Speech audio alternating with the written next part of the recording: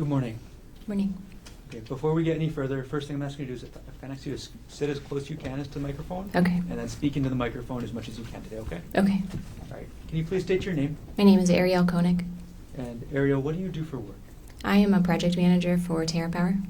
What does TerraPower do? TerraPower is a nuclear innovation company. Okay. When you say nuclear innovation, what do you mean? We're designing an advanced reactor to deploy to replace retiring coal plants. And what do you actually do at TerraPower? I work on the fuel supply. And Arielle, where do you live? I live on Maui, Okay. Where on Maui? in Kahului.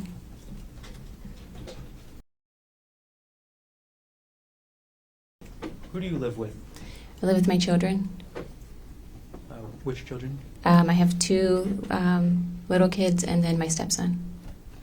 How long have you been living on Maui? Just over 3 years now. Arielle, are you currently married? Yes, I am. Who are you currently married to? Gerhardt Konig. As of March 24th, 2025, how long had you been married to Gerhardt Konig? About 6.5 years. Okay, as of that date, 1 year ago today, how long had you been in a relationship with him? Would have been about 9 years then. When did you first meet Gerhardt Konig? We met in the spring of 2016. And you mentioned you have some children. Do you have any children with Gerhardt? Yes, I have 2 children with Gerhardt. How old are those children? They are 5 and 3. If you were to see Gerhardt again, would you recognize him? Yes. Could you stipulate to identification, Your Honor? Okay. Stipulation accepted. The court will reflect that there is identification by Mrs. Konig. Okay. I'll skip ahead a little bit. Arielle, I'm going to ask you about an incident from March 24th, 2025, around 10 o'clock a.m. Do you remember that incident? Yes, I do. Where were you going that morning? Gerhardt and I were going to a hike on the Polypuka Trail. And so, where is that hike again? The Polypuka Trail? Is that on the island of Oahu? Yes, it is. Why were you and the defendant on the island of Oahu on March 24th, 2025? We came to Oahu to celebrate my birthday. And when is your birthday? My birthday is March 24th. Okay. When did you actually arrive on Oahu? We got here March 23rd, the day before. And when were you scheduled to leave? On the 25th. And you said March 24th was your birthday. I'm going to approach now what's been marked as State's Exhibit 133, previously shown to defense counsel. 133. That's the defense. State 133. May I approach, Your Honor? Yes. Okay, Arielle, I've just handed you what's been marked as State's Exhibit 133. Do you recognize what I've just handed you? Yes, I do. Okay. What is this? This is a birthday card that Gerhardt gave me last year. And when did the defendant give you that birthday card? It was in the morning. We were at our hotel getting ready to leave for breakfast and then for the hike, and gave me a present and this card. Does this photograph fairly and accurately depict the birthday card the defendant gave you on March 24th, 2025? Yes, it does. Okay. At this point, the state will move State's Exhibit 133 into evidence. Mr. Otake. No objection. What has been marked for identification as State's Exhibit 133 is received into evidence. I'm going to publish now what's been marked as State's Exhibit 133.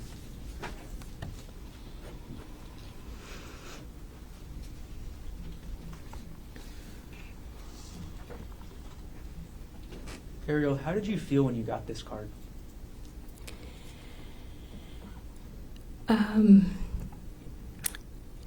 Hopeful. I was I teared up when I read it. I thought it was really sweet. And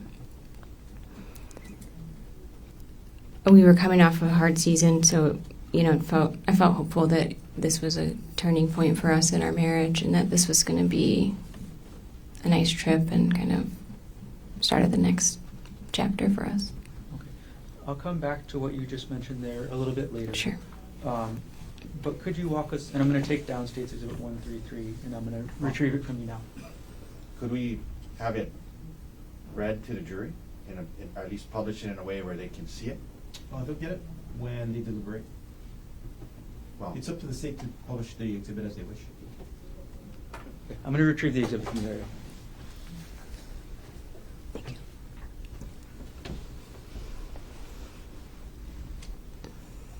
I'm going to hand it to the court.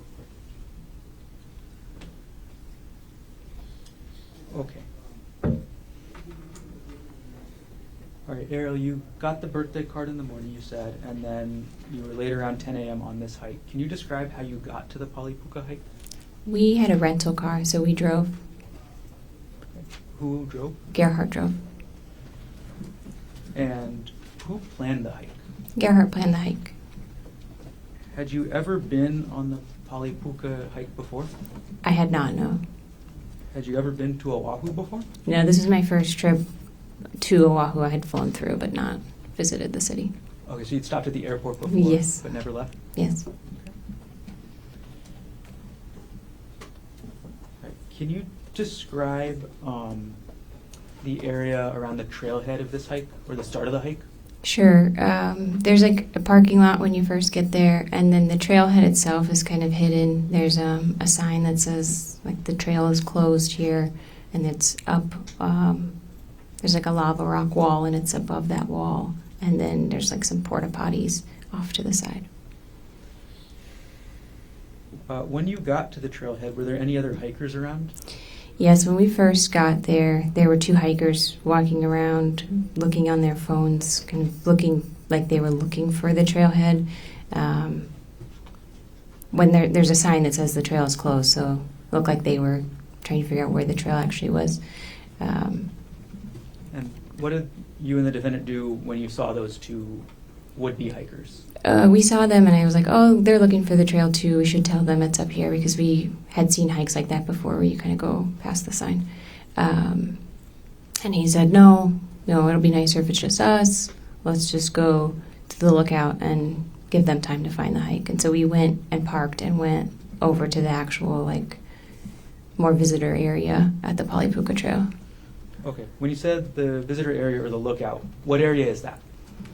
There's like a big flat area, and there's plaques and things, and then there's a big view, so you can go and take pictures and read about the site. And how long did you and the defendant stay in that area? I'd say less than 10 minutes. Just Okay. took some pictures and looked around. And what were you looking out over at that area, or what were you looking at? It's this big valley. Okay, and then after you were done at the Pali lookout area, looking at the area with the plaques and all that, where did you and the defendant go next? Then we went and started the trail. Did you hike the whole trail that morning? No. Can you describe what the start of the trail was like? Sure. And we just kind of quickly went behind the porta potties to get up there. And the start of the trail is pretty wooded and rocky. You mentioned you didn't hike the whole trail. At a certain point, did you decide to turn around? Yes, we were hiking, and there's kind of these like cliff faces that you walk past, and it's pretty narrow. And I was just feeling uneasy, and I wasn't enjoying myself. And we got to a part where you had to kind of scramble, use your arms and legs to get up. And it was kind of exposed. There weren't really a lot of trees, and I was just uneasy. And so I told Gerhardt, I'm not having fun. I don't want to keep going. I'm going to stop here. Arielle, can you explain to us what was making you uneasy?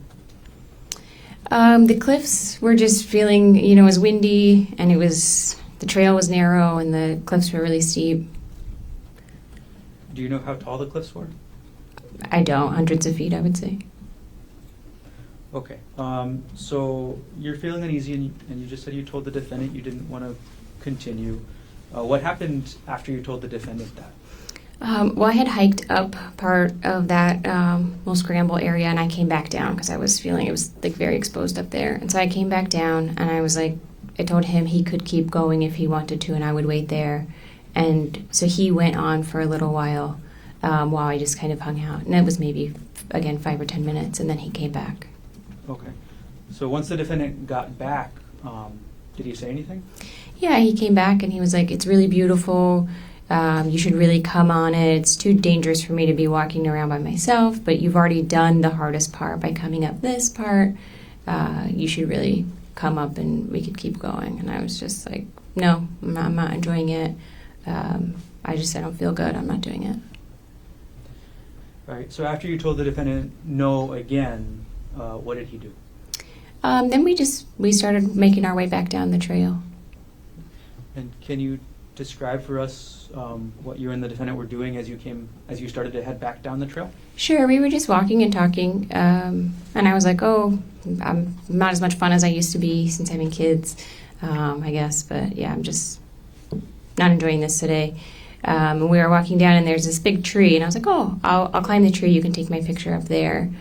And so we did that. Okay. Who took the picture of who in the tree?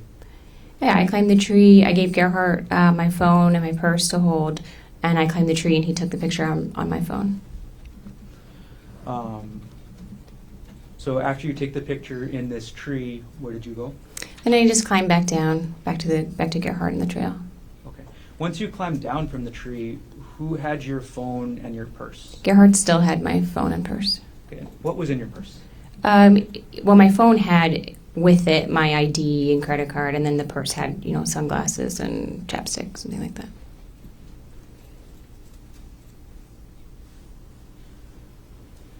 Okay. Now you mentioned one picture of you in a tree. Did you take any other pictures when you're coming down the trail? We did. At that point, Gerhardt said, "Let's take a selfie." There's like a cliff's edge there, and he's like, "Let's take a selfie with this view in the background." And so we went and took a picture there as well. Did you take any pictures of the defendant? On the hike up, we were both taking pictures. We were taking Snapchats and pictures. We have a family Snapchat group, and we were sending pictures in there. I see. Okay. All right. And you said Snapchat. What is Snapchat? Snapchat is an app that's photo-based that you send. I don't know how to describe it better than that. It's ephemeral. And you said there was ephemeral? It doesn't last very long. It's not like permanent storage. So you would send maybe less. You would send more pictures than you might otherwise. Okay. And let's see. Did you have access to any of your photos from Snapchat after this? Some, not all. I'm going to approach with State's Exhibit 131, which has previously been shown to the defense counsel and shown again. Yeah. May I approach? Yes. Arielle, I've handed you what's been marked as State's Exhibit 131. Do you recognize what I've handed you? Yes. What is this? This is a picture of Gerhardt standing by the cliff's edge that I took on Snapchat and sent in that family Snapchat message. Okay, could you clarify this for us? Is this going up the trail or coming down? This was taken on the way up when we were hiking up before we had turned around. Okay. Does this photo fairly and accurately depict the defendant as you photographed him on March 24, 2025? Yes, it does. At this point, the state moves Exhibit States 131 into evidence. Yes, we're talking. No objection. What has been marked for identification as State's Exhibit 131 is received into evidence. And I'm going to publish now States Exhibit 131. Okay. Arielle, if you can look at the photo and describe maybe what's on the screen as well, what is the text on the photo? It says, "Don't look down." Okay. And is your identification on the photo anywhere? Yes, up in the upper left-hand corner. It says Arielle Konig. Okay. And what is Arielle Konig? That's my name, Ari, short for Arielle. Is that your Snapchat ID as well? I'm sure it is. All right. I'm going to take down States Exhibit 131. And I'm going to retrieve the exhibit from you.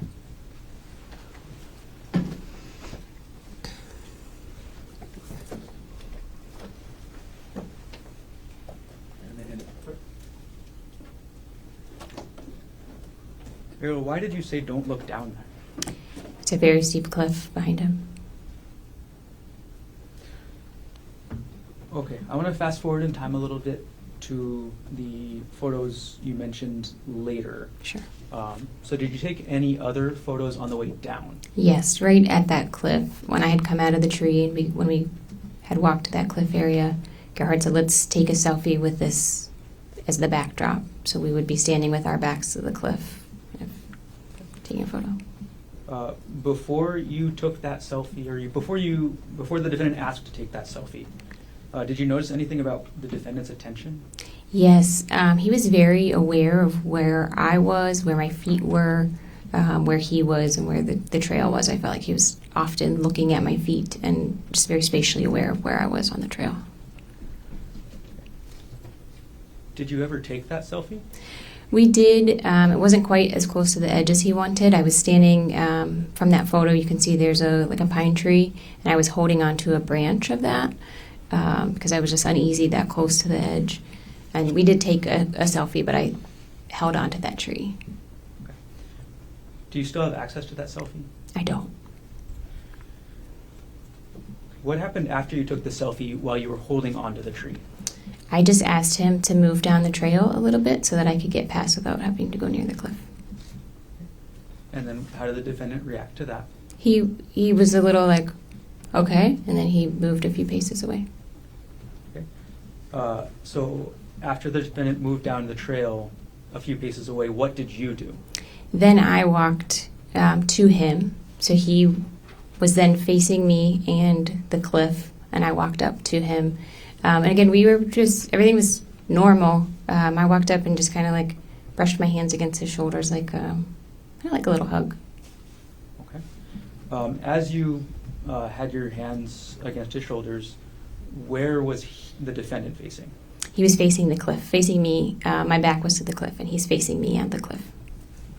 And how far behind you was the cliff?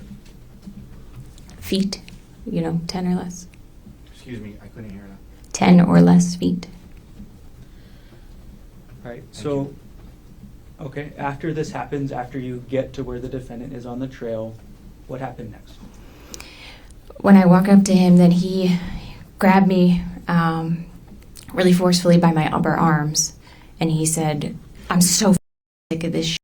Get back over there. And he starts pushing me back towards the cliff. While the defendant was grabbing you and pushing you, what did you do? I was surprised. It felt almost like he was kidding at first, and I was like, what are you doing? But he had grabbed me really hard and was moving me. So we kind of wrestled a little bit, and I threw myself onto the ground because there's a lot of trees and shrubs there so that I could hold on. As you threw yourself to the ground, how did the defendant respond? Well, he got on top of me, and he was kind of trying to pull me, and we're wrestling, and he ended up straddling me, so he had his legs on either side, kind of across my waist. On March 24, 2025, how tall were you? About 5'6". And how much did you weigh on that day? About 145 pounds. Okay. And on that date, how tall was the defendant? About 5'10". And how much did he weigh? Maybe 165 pounds. Okay, and then you said straddling. Can you describe what that looked like for us? Sure. I am laying on my back, and he's on top of me with kind of like one leg on either side across my waist, facing me. Once the defendant was on top of you, what did he do next? So he was first trying to pull me, try to get me closer to the cliff. And again, I could kind of hold on to the roots and stuff that were around us. And then he had a backpack that he was hiking with. And he, like I said, he's on top of me. And he had a syringe in his hand. And he says, hold still. And I see the syringe, and I just kind of like bat it away from us both. Okay. When you first saw that syringe in his hand, did you actually see where it came from? I didn't see where it came from, no.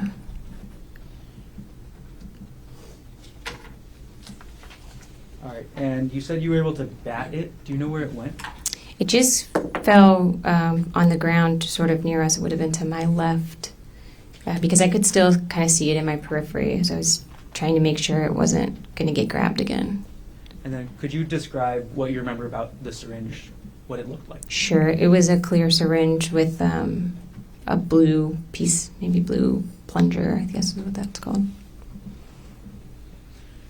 Once you were able to bat the syringe away onto the ground, what did the defendant do next?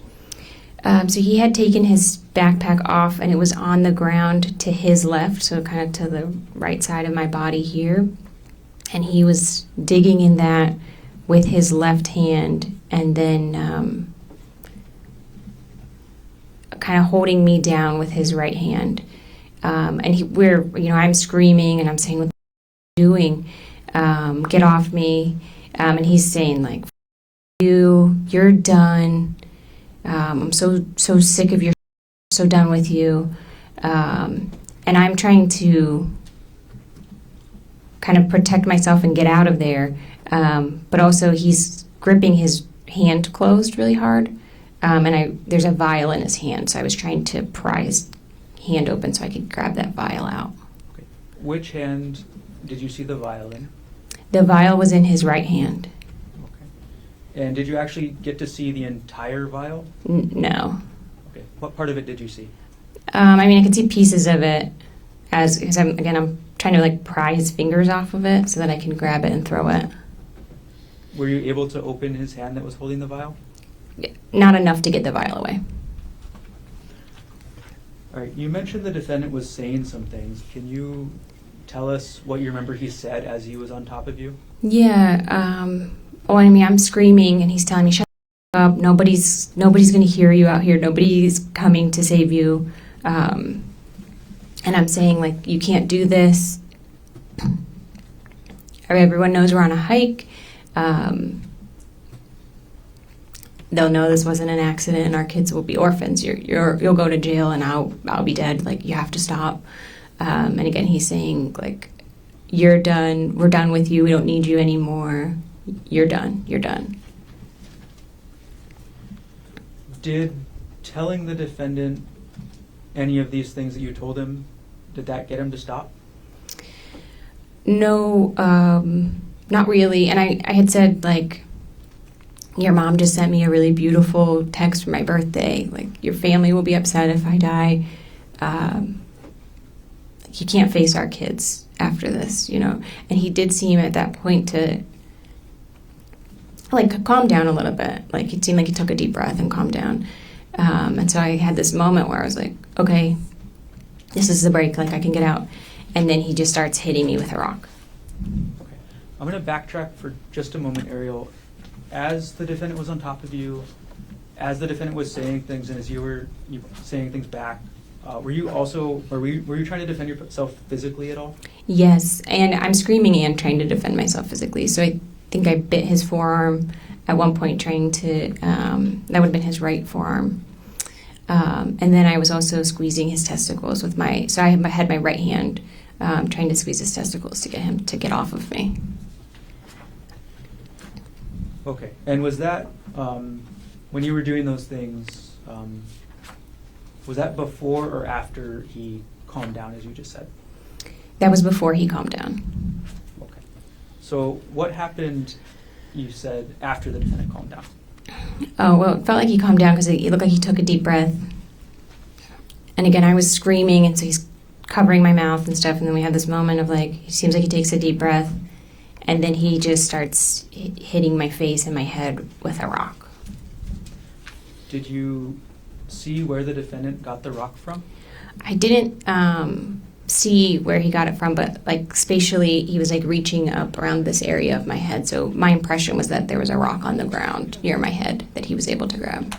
Were you just holding your hand around the left side of your head? Yes, sorry. When the defendant was hitting you with the rock, did you say anything? I just started screaming because in my mind, he was trying to knock me unconscious to be able to drag me over the edge. So I just was screaming then as much as I could. Did the defendant respond to what you were screaming? No. Did anybody other than the defendant respond to what you were screaming? Yes. So I'm screaming, and I do think I was saying something like, "Please help. He's trying to kill me." You know, I'm hoping somebody can kind of hear that. And I, at some point, hear a woman's voice say, we're here, we're calling 911. We're here, we're calling 911. Okay. So after you hear that woman's voice, what happens? He just kind of Gerhardt just kind of froze and knelt back away from me. And I just crawled away really slowly. And again, he seemed just frozen. And then I was yelling to the voices I heard, "Are you still there? Are you still there? Don't leave me." And I couldn't hear anybody calling anything back. So I just kept crab walking away, like I'm on my butt, kind of like scooting. And I just kept going and got to like a lower part of the trail. And the women were down there, and one of them was on the phone with emergency personnel. As you crab walked away, did the defendant follow you? No. So as you crab walked away, did you see what the defendant did? He just, like I said, he seemed frozen. He just kind of stood up and was staring. And then I didn't see where he went after that. He didn't follow me when I went down to those women. What happened when you got to the two women? When I got to them,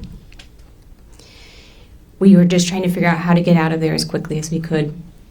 And so they tried to stand me up to see if we could walk down with me kind of draped over them to get through, but I couldn't stand.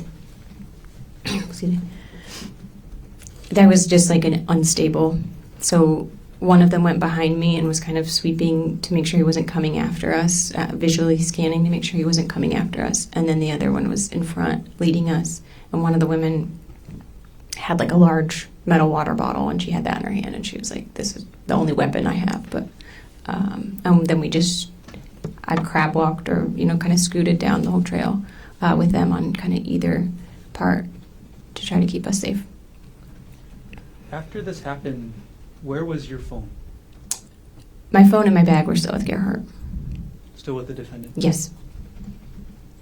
So does that include your purse that you mentioned? Yes. Okay. Arielle, I'm going to take a step back. Okay. There's something you mentioned earlier about a hard season. Were you having any marital problems before this happened on March 24th, 2025? Yes, we were. Okay. What happened to start those problems? Sure. In December, the year prior, Gerhardt had gone through he logged into my WhatsApp account and saw that I was deleting text messages between a coworker and I, and he got upset about that. When in December did this happen? This was the beginning of December.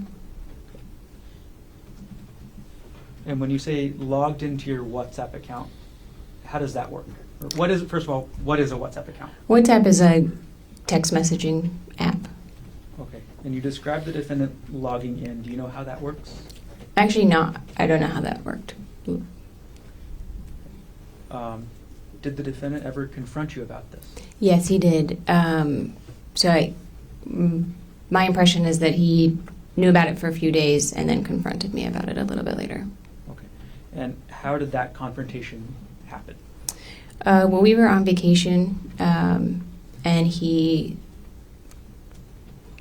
came into our hotel room and asked for my cell phone, and then came back in a little bit later and told me, I see what's on WhatsApp, and he was really angry, very upset.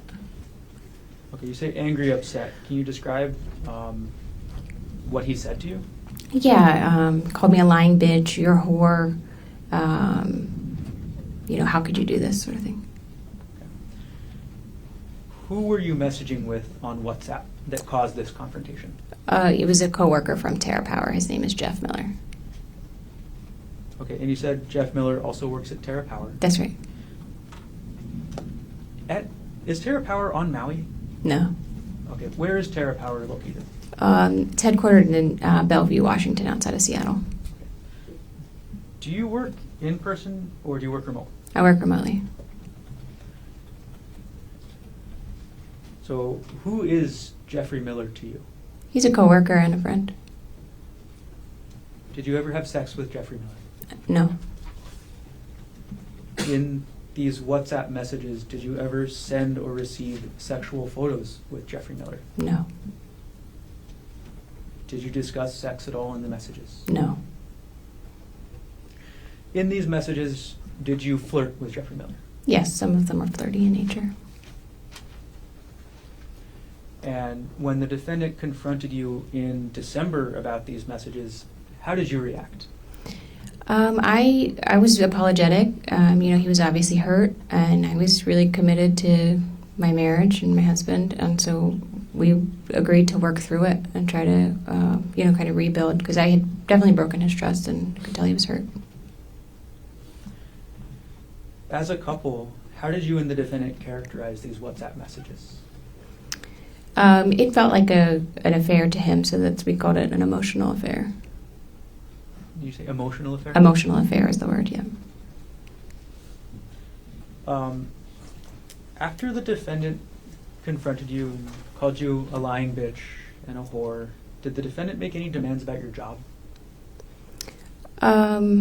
A little bit. I wasn't supposed to be like in any kind of one-on-one work situation with Jeff. No emails or anything like that. All right. Can you describe a little bit about what that was like, or what the defendant asked you to do? It was really just anytime there was going to be a meeting, there had to be another person there as well. And then Gerhardt would kind of go through my stuff at the end of the day to see, what I was doing. So if I was sending emails or who I was meeting with. After this happened in December, did anything change with your sex life with the defendant? At the time, Gerhardt kind of expected to have sex every other day, and when this happened, he made it clear that if I refused to have... An objection. Can we approach? Come on.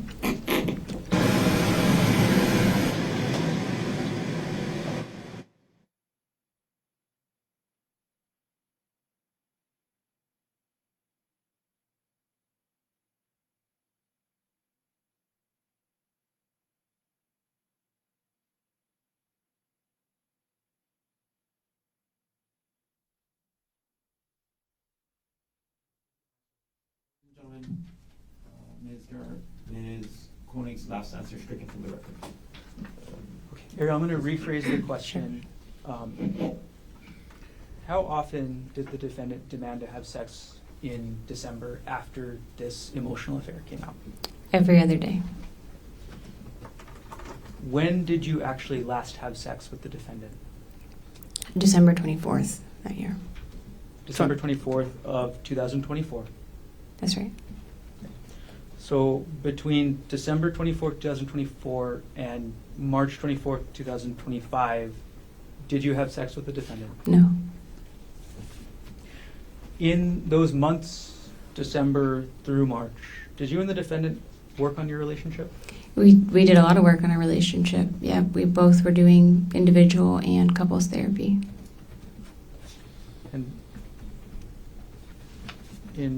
And can you describe a little bit about, what that was like?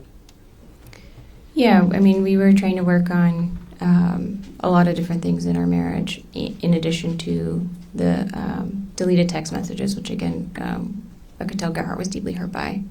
So working on rebuilding trust.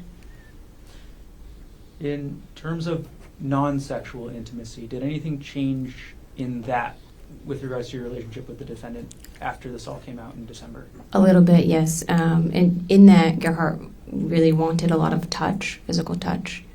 So there was a lot of cuddling and stuff like that. And any refusal of that would be, kind of me withdrawing. Okay. When you didn't want to cuddle, what types of things would the defendant talk to you about? Then that would be a lot of questions. How could you do this to us? It would kind of bring up the WhatsApp messages back to the surface. And then when were these, or how long was this issue ongoing, I guess? December was really hard. January, it seemed like things were getting a little bit easier. Things were getting a little bit better. By February, we had gone on a family vacation with our little kids, and had a really fun time. And so it seemed like by February we were starting to kind of turn a little bit of a corner.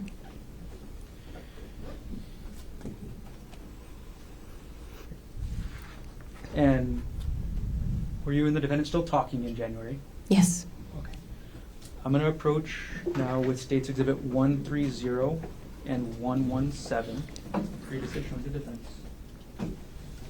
May I approach, Your Honor? You may.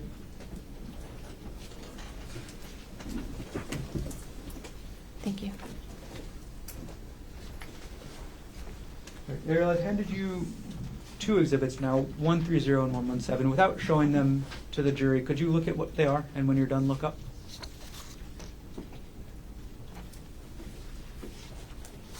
Okay, let's start with the one with the sticker on the back that says 130.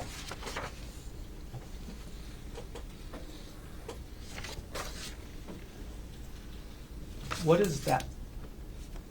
This is a text message exchange between Gerhardt and I. Okay, and what month did that exchange take place? This would have been in January. Right. Who does this exhibit fairly and accurately depict the text message exchange between yourself and the defendant in January 2025? To the best of my knowledge, yes. Okay, at this point, the state moves exhibit 130 into evidence. Mr. Otake. No objection. What has been marked for identification as States Exhibit 130 is received into evidence. I'm going to now publish and put up on the screen what's been marked as States 130. Okay, and then can you describe the context of this message? Yes, so Gerhardt would have been at work, just kind of texting me an update. So he's in the blue, but I was at home. And what was Gerhardt's work? Gerhardt was an anesthesiologist at Maui, Okay. Do you know where he primarily did his work? at the hospital. Right. We're going to take States Exhibit 130 down. Could you now take a look at the one marked States Exhibit 117?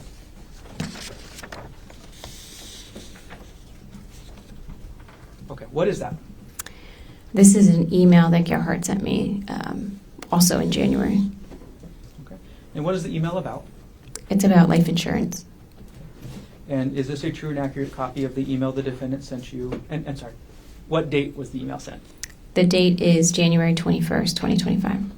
Is this a true and accurate copy of the email the defendant sent you on January 21st, 2025? To my knowledge, yes. At this point, the state moves Exhibit 117 into evidence. Mr. Otake. No objection. What has been marked for identification as States Exhibit 117 is received into evidence. I'm going to publish States Exhibit 117.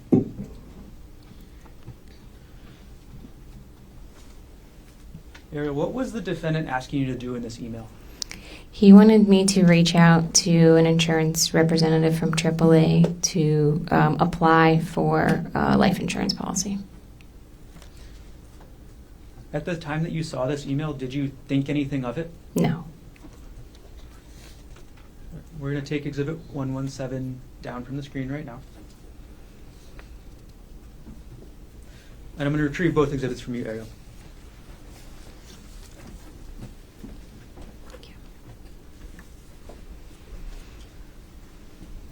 Hand it into court.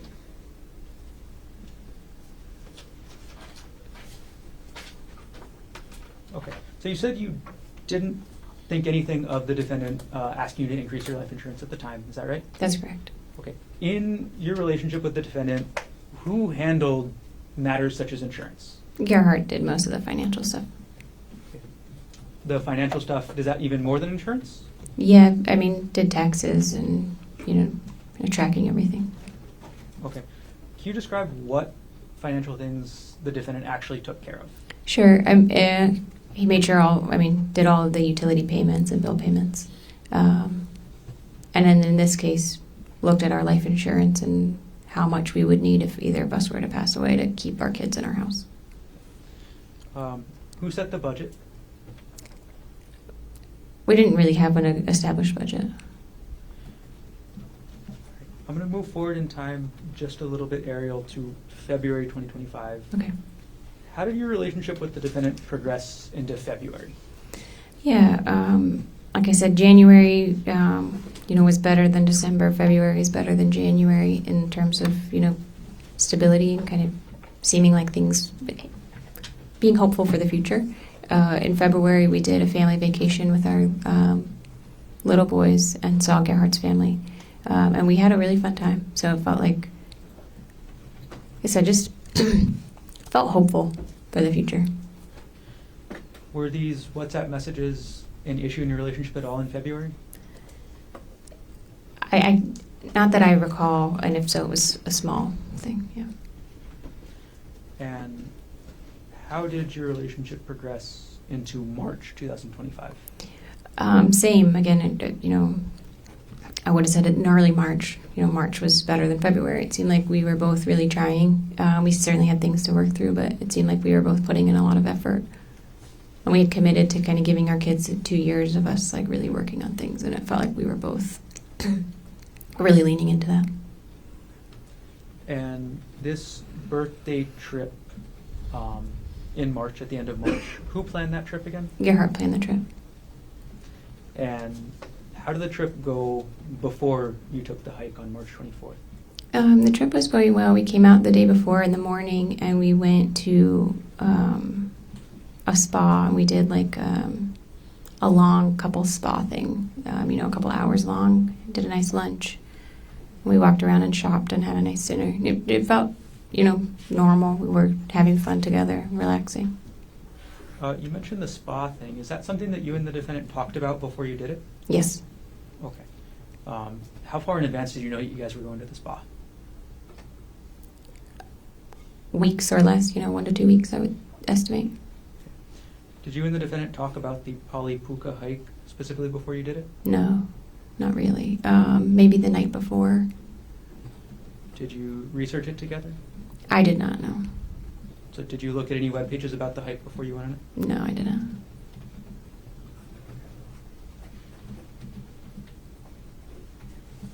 Arielle, I'm going to jump forward in time now to after March 24th, Okay. or after the incident on March 24th. After this happened, did you receive any medical treatment? I did, yep. I was taken by ambulance to the hospital where I was treated for severe complex scalp lacerations, and they did some imaging and stuff. How long did you stay at the hospital? I was in the hospital for 1 night. So you got out of the hospital then March 25th? In the evening of the 25th, yes. And where did you go once you got out of the hospital? To my house in Maui.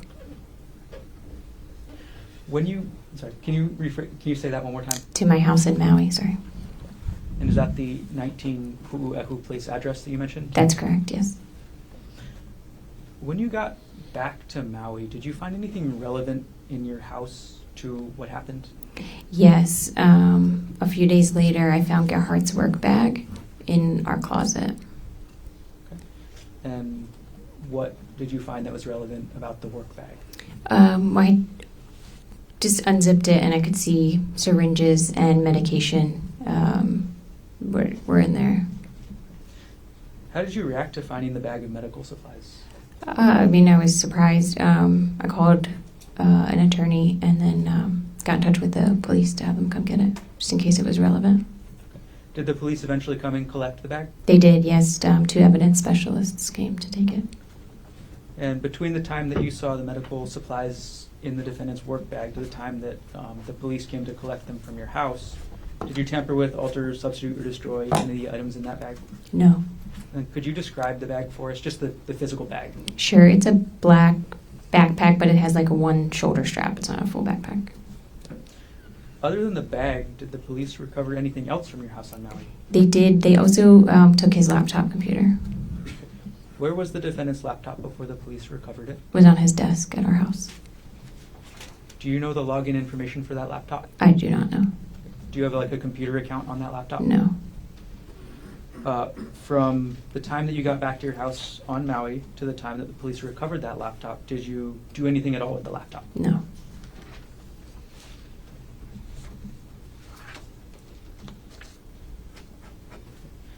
Now, you talked about your treatment on Oahu so far. Did you have any sort of medical treatment after you got back to Maui?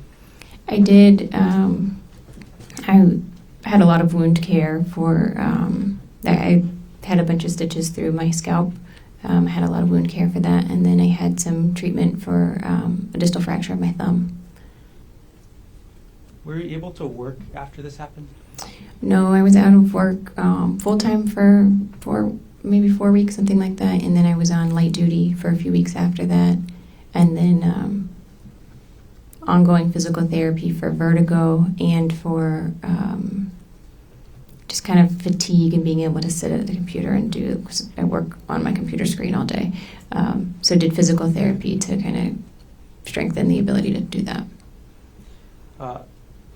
How long before you were fully recovered, just in terms of able to work a normal work day? Maybe between 2 and 3 months.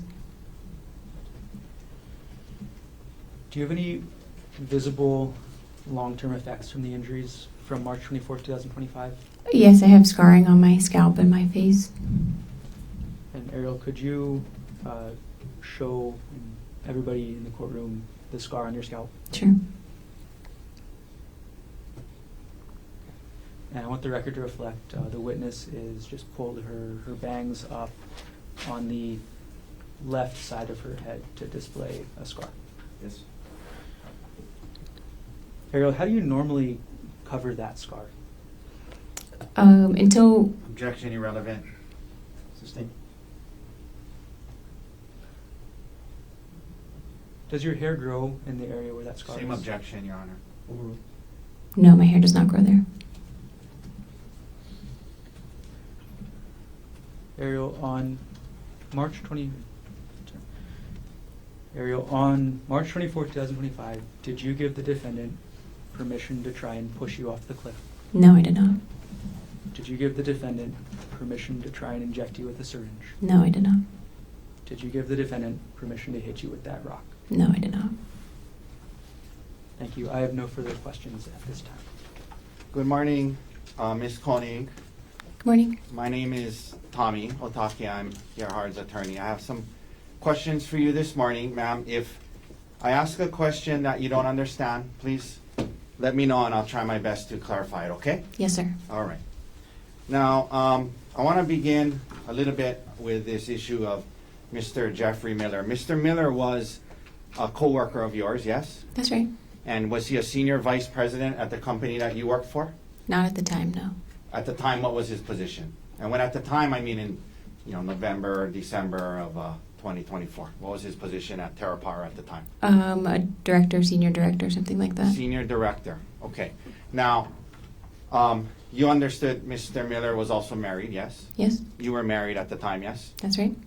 You indicated under oath today that after the discovery of these communications with you and Mr. Miller, you and Gerhardt would refer what had happened between the two of you, you would refer to it as an emotional affair, correct? That's right. All right. In fact, there were times in communications where he referred to it as a secret affair, yes?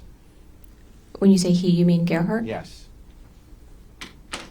I don't recall, but potentially. Okay, we'll come back to that. And in fact, in the counseling sessions that you guys had, it was whatever was going on with Mr. Miller was referred to as emotional infidelity at times, yes? As far as I can recall, yes. Okay. Now, emotional affair, secret affair, emotional infidelity. When you were interviewed by the detective in this case following this incident we're all talking about, you were asked by the detective about your relationship with Mr. Miller, yes? Yes, sir. And you understood that he was investigating this case and he expected you to be honest and truthful, correct? That's right. And he asked you whether or not you had an affair with Mr. Miller, and your response to the detective was no, that you didn't have an affair, correct? Based on, My question, ma'am, is was your answer to his question, when he asked you a very specific question, did you have an affair, your answer with Mr. Miller, your answer was no, correct? that's correct. You described it to the detective simply as some flirty text messages with a coworker, correct? That's what it was, sir. That's what it was, according to you, right? That's right.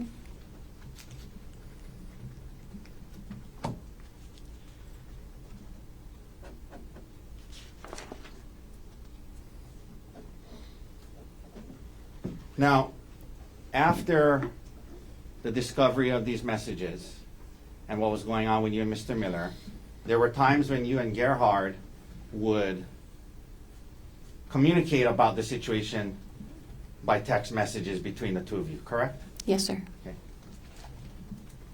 And isn't it true that on December 9th, 2024, Gerhardt sent you a text that said, you engaged and continued an elaborate secret affair instead of coming to me asking to work on our relationship? You remember him sending you that text? I'm sorry? Objection, hearsay. Sustain. It's impeachment, Your Honor. She said there was no affair. I can. Approach.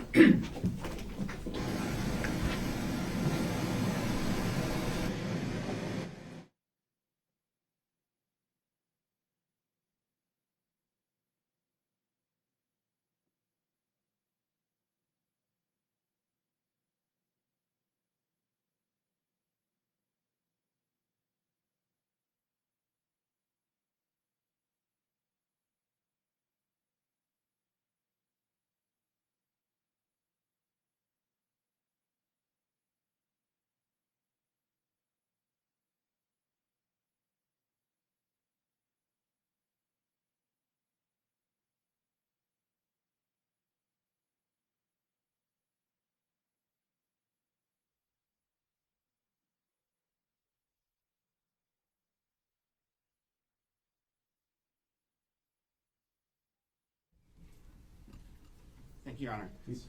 Isn't it true that in a text message on December 9th, when Gerhardt texted you and accused you of engaging in a secret affair, your response to that text was, if anything, I learned how stupid it was this time and know how to make sure it doesn't happen again. That was what you responded. That was your response to him confronting you and saying you engaged in a secret affair. You said, I learned how stupid it was, and I know how to make sure it doesn't happen again, correct? It felt like an affair to Gerhardt, and that's how we were treating it in our marriage. Ma'am, can you listen to my question? Sure. Okay. My question is about the text message.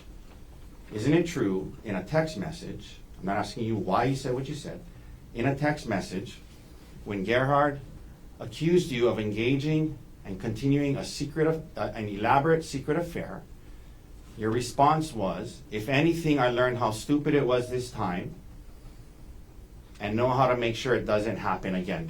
My only question is, do you recall sending that response to him when he accused you of being in a secret affair?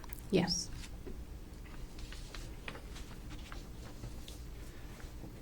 You didn't say to him, it was just flirty text messages, don't worry.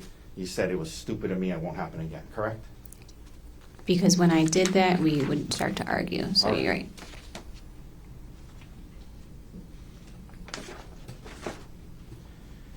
And when you said in your text message, I know how to make sure it doesn't happen again, that was in reference to the elaborate secret affair that he was referencing, yes? To breaking his trust, yes.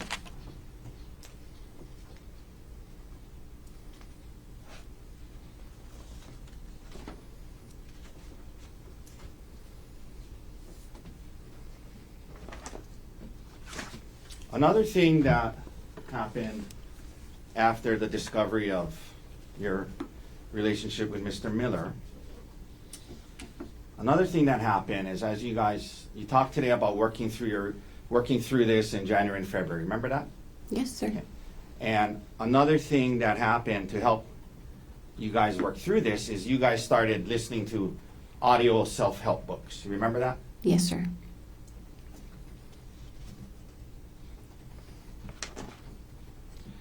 One of the audio books that you purchased and listened to was entitled How to Help Your Spouse Heal from Your Affair. You remember purchasing and listening to that audio book? I do remember that, yes.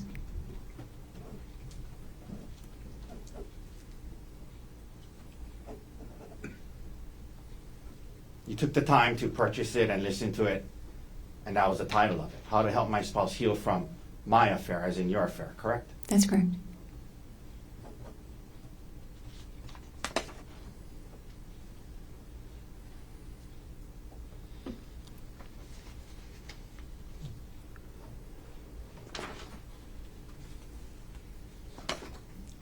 Leading up to December 2024, ma'am, prior to the discovery of your communications with Mr. Miller, you were trying to hide the extent of your relationship with Mr. Miller from your husband, correct?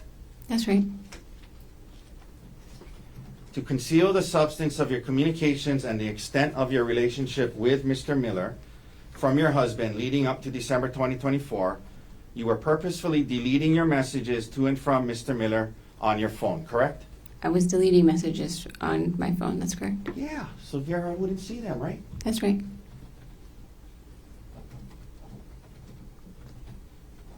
And by the way, you work with Mr. Miller, correct?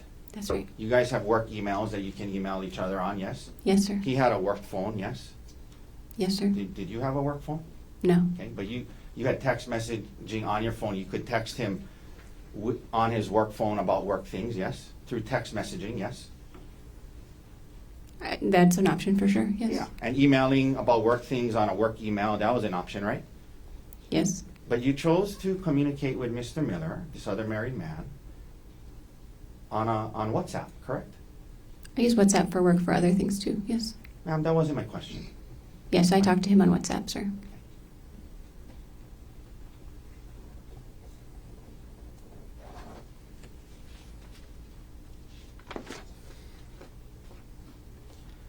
There were times leading up to and into early December 2024 where you and Mr. Miller would message each other very frequently about personal things not related to work, correct?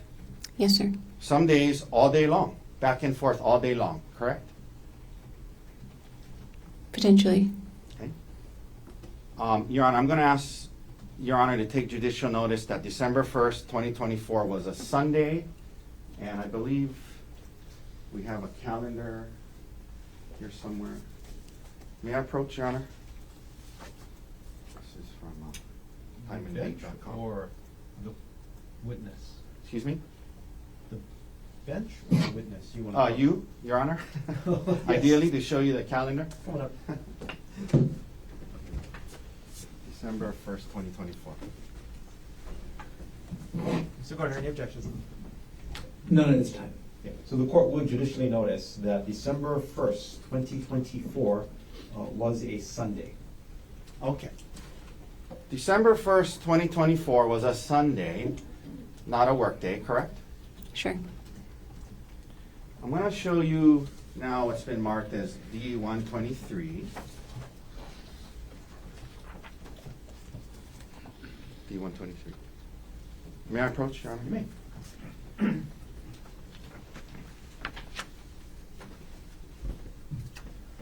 Ma'am, I'm going to hand this to you. I'm going to ask you to just thumb through it. I'm going to ask you if that appears to be communications between you and Mr. Miller, not just on December 1st, 2023, but on multiple days.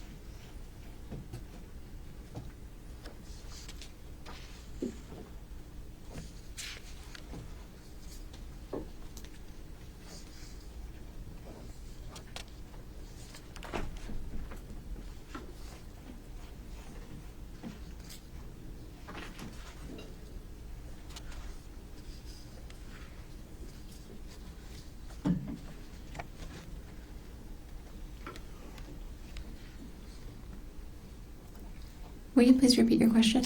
Just that appears to be messages between you and Mr. Miller back during that time period, yes? Yes, it does. All right. May I hand that back to you, Sure. please? Your Honor, I move to admit Exhibit D123. Mr. Gardner. Can I vote here on the exhibit? You may.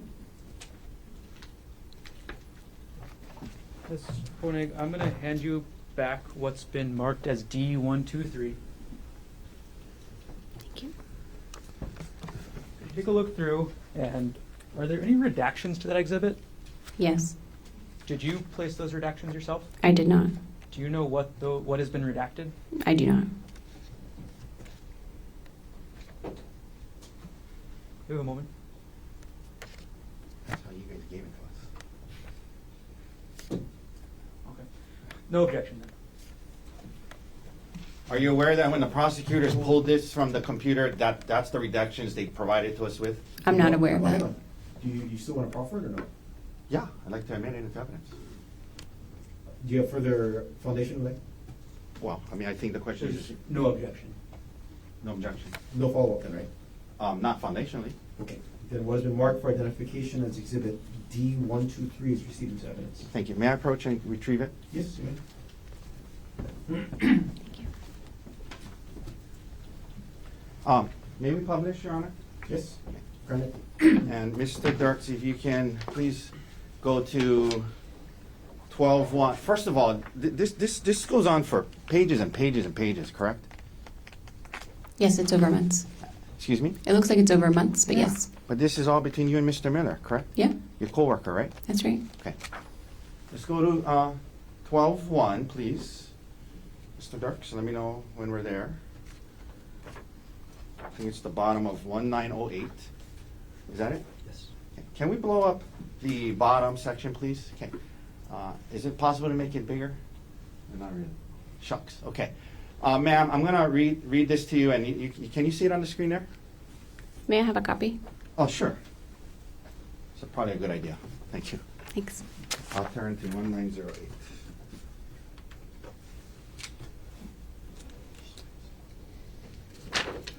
Thank you, at the bottom. Thank you, sir. Okay, so the day starts off on this Sunday. Mr. Miller texts you, and you know, there's timestamps on here, but this was the timestamps of the WhatsApp. I'm imagining he wasn't texting at 3:23 a.m. Is that right? I wouldn't think so. yes. Okay. But in any event, he starts on this Sunday, and he starts off, he says, "Good morning, sounds good. I hope you're getting some good sleep. I've slept a ton over the break," which has been, and we'll go to the next page. Is it possible to blow out half the page? Okay. It may not be seeable, but we'll try. Which has been nice, and then you respond and you say good morning, correct? That's correct. So this is in the morning on a Sunday, correct? Yes. Okay. It goes on, this is nice, always good to get caught up on sleep. And you say, up now, just put a fresh batch of yogurt in the fridge with some kind of, can you zoom in on that emoji, possibly, Mr. Dirks? Okay. So telling him in the morning about the fresh batch of yogurt in the fridge and with this emoji, whatever that emoji is, correct? That's correct. All right.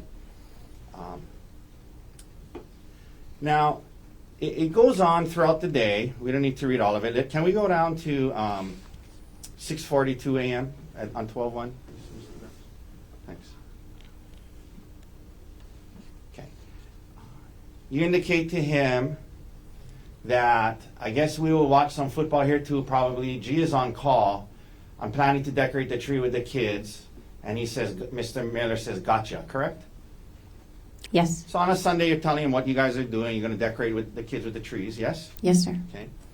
And then it goes on throughout the day, and you guys are going back and forth about what's going on and watching football and decorating the tree and things like that, correct? That's correct. Okay. Now, at the bottom of the page there, you guys are talking about the football game. Looks like Pittsburgh is winning. You see that? Yes, sir. Okay, and then let's go to the next page. Continues on the first. And more communication. 11, 13, 29. If we can zoom in on that, Mr. Dirks. Okay. He says, checks back in. I hope you're having a nice morning. So good so far. That's what you guys are saying all throughout Sunday, correct? That's right. Okay. Then let's go down to 3:28:55. If we can blow that up. Mr. Dirks, please. Thank you. Okay. Now,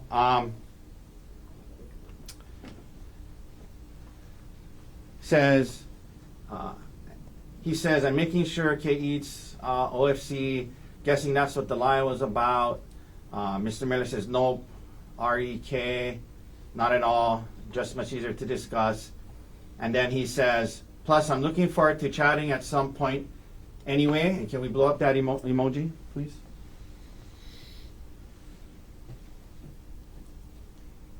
Okay. And then your response back, if we could blow that up, was now in the PM, good night, looking forward to it. And then the next morning it starts again, good morning, correct? That's correct. Okay. We can take that down. Now, so all throughout the Sunday, you and this married man were texting back and forth about what you guys were doing. Good morning, and then good night, and then good morning again the next day, yes? That's right. And then a lot of the messages that you were having with him, you deleted, right? I did delete a lot of messages. That's correct. Okay. So we can't see those messages, the ones you deleted, correct? That's correct.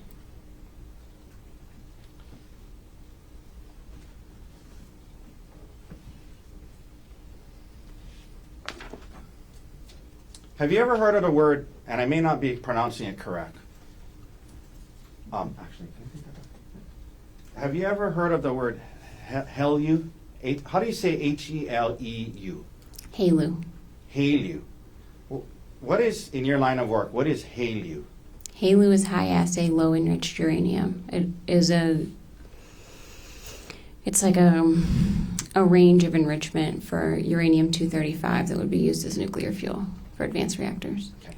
I have no idea what you just said, but it has to do with your work, right? Yes, sir. Okay.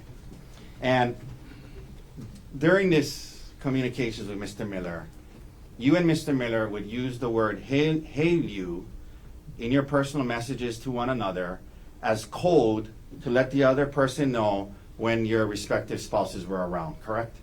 It was for Gerhardt specifically, but yes, that's correct.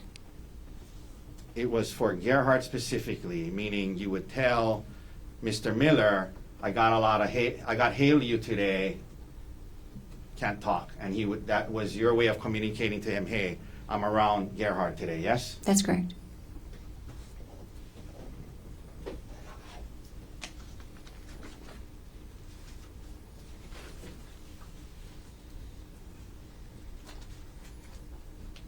During this time period, leading up to December 2024, you and Mr. Miller would share photos of yourselves, both from the past and the present, and also during certain activities that you were engaged in, yes? Occasionally, yes. Okay.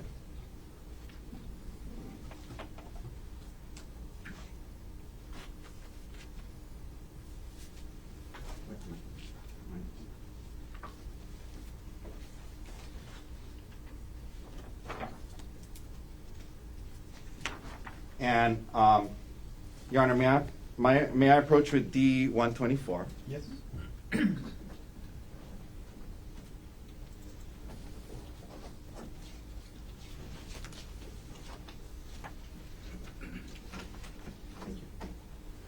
Now, I'm going to show you D-124.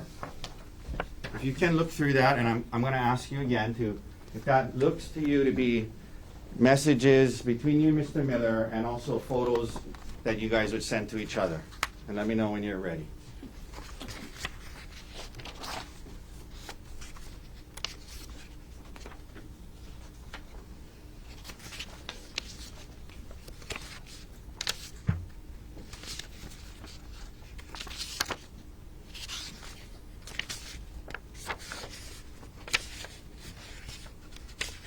Yes, sir. Okay. And that appears to be fair and accurate depictions of messages you guys would send to each other, correct? That's correct. All right. Your Honor, move to admit D-124. No objection. Will be marked for identification as Exhibit D-124 is received into evidence. Could we please publish and start on page P2250? Okay. Let's blow up that picture at the top there, please. You want a copy? I'll give you. Yes, please, sir. Thank you. May I approach, Your Honor? Yes. Okay. you like this one? Oh, yeah, I'll take this back. Thank you. Okay, so this is a picture Mr. Miller sent to you. One of my two BFFs. This was in Vegas. And then you looks like you attached a heart emoji to it. Yes? That's a reaction, yes. Excuse me? It's like a reaction on the message. It's not attached. It's just like acknowledge. Got it. A heart emoji reaction. Correct. Got it. Let's go to the next page, please. We publish that, and let's pull up the one with the dog in it. Okay. So Mr. Miller sends you this with a picture of his dog, yes? It says my brother's family's dog, but yes, Wow. a dog. A picture of a dog, yeah. That's correct. Okay. It's his brother's dog, right? That's what he says, yes. It's not his dog. He's sending a picture of his brother's dog, right? According to the message, yes. And is he making a kissing face at you, or you don't know? I don't know what. Okay. Let's go to page 2253. This is from October. Can we blow up the beaches on the top, please? You sent him photos of, this is you sending him photos of beaches, correct? That's correct, yeah. All right.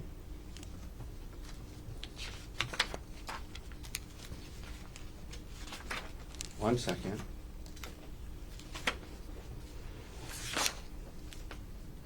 Now, while we're here, why don't we go to page 2256 while we have this up. Okay. Can you blow up that thing on the top that says HMA VPN service, Mr. Dirks? Thank you. So, in November of 2024, Mr. Miller sent you a link to something called HMA VPN service, total online privacy with HMA, correct? That's correct. And that is a website, if you look further down, apparently HMA stands for Hide My Ass, correct?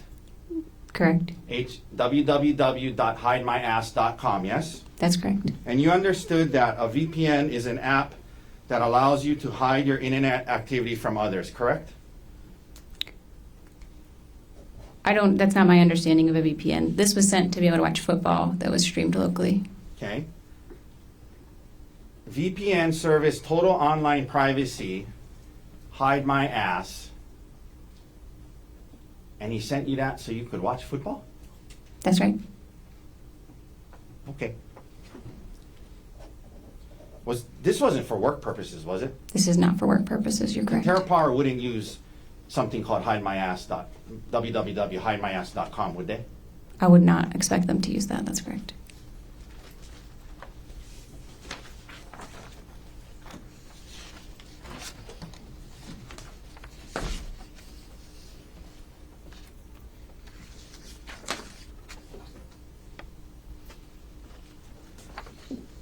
One second, Your Honor.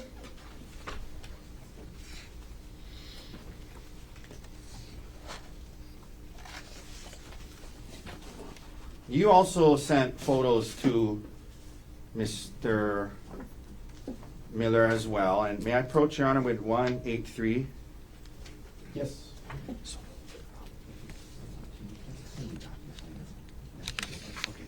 Okay. Can I approach Your Honor?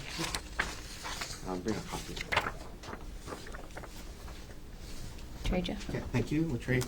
If you can look through this, and aside from the text written on the bottom, do the messages appear to be messages that you and Mr. Miller were sending to each other back during this time period?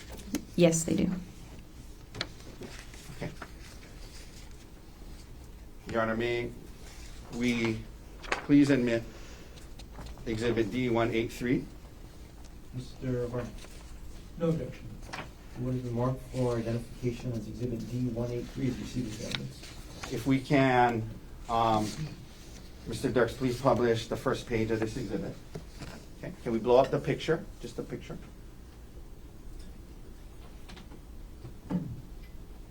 Well, actually, I take that back. Let's blow up the message to begin with. Okay. So you were on a trip. Who's the other lady in that photo, ma'am? That's my best friend, Gianna. Gianna. Okay, we're going to talk about her a little later. But you were on a trip with her, correct? Yes. And you're texting Mr. Miller while you're. Was it just a girls' trip? Was Gerhardt there? It was the first night of a trip, so it was just the girls the first night. Okay. And 9:47 p.m. You're texting Mr. Miller saying we're still out, almost midnight. Did an Irish car bomb, which was her first and my 1,000th, but first in many years. Correct? That's correct. Okay. And that's a text you sent to Mr. Miller when you're on this trip. Yes. Yes, sir. Okay. Can we blow up the photo? And then you sent him this photo of the two of you. Yes. Yes, sir. And you didn't send these. You send this to him, not Gerhardt. Correct? I don't recall what I sent to Gerhardt at the time. All right. Let's go to the next page, please. Okay, let's blow that up. And is that you in the photo? Yes, it is, sir. And you send that to Mr. Miller, yes? Correct. And what is it? What is pre-ICB? What is ICB? From context, I assume that's Irish car bomb. It's Okay, the name what- of the shot. What is Irish car bomb? It's a drink, a shot. And you send this to Mr. Miller on the text, correct? That's correct. All right, we can take that down. I'll retrieve that from you now. Thank you. Thank you. So, we just went through all of that, and when the detective asks you about it, you say, no affair, just flirty text messages, correct? That's correct, sir.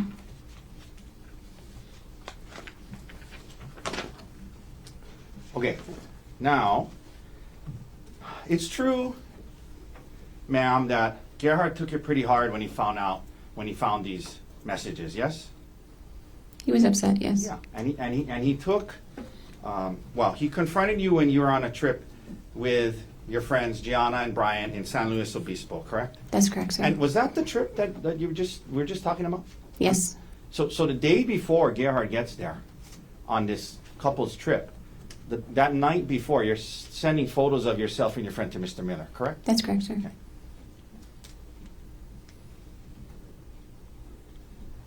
Did he have a code word for you that he would tell you when his wife was around? Not to my knowledge. All right. Now, Gerhardt confronts you on this trip in San Luis Obispo, and he had actually told Gianna and Brian about it before he confronted you, correct? That's correct. And that upset you, correct? Yes. Yes, you didn't want them to know, right?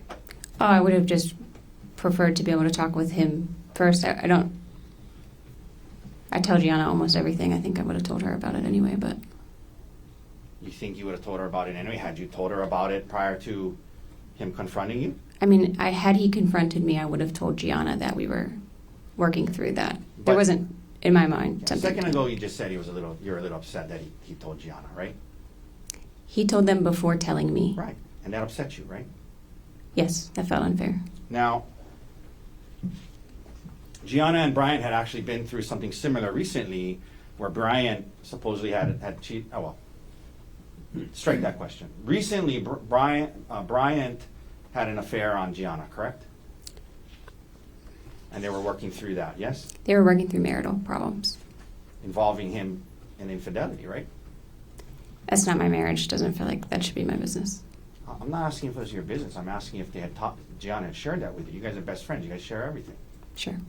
So is that what she I shared? was aware they were working through marital troubles, and fidelity specifically was an issue. And so it's true that you understood Gerhardt was turning to them for advice on to how to handle this, right? In some cases, yes, I understood that. After confronting you about it, as you indicated, you were immediately apologetic, yes? That's right, sir. And you wanted, you were apologetic, and then you guys were going to try to work through this, correct? That's correct, sir. There were certain things he needed. I mean, isn't it true that he said he wanted you to quit your job? He didn't ask me to quit my job, but he did talk about it, for sure. Okay. He did talk to you about quitting your job, correct? Potentially, yes.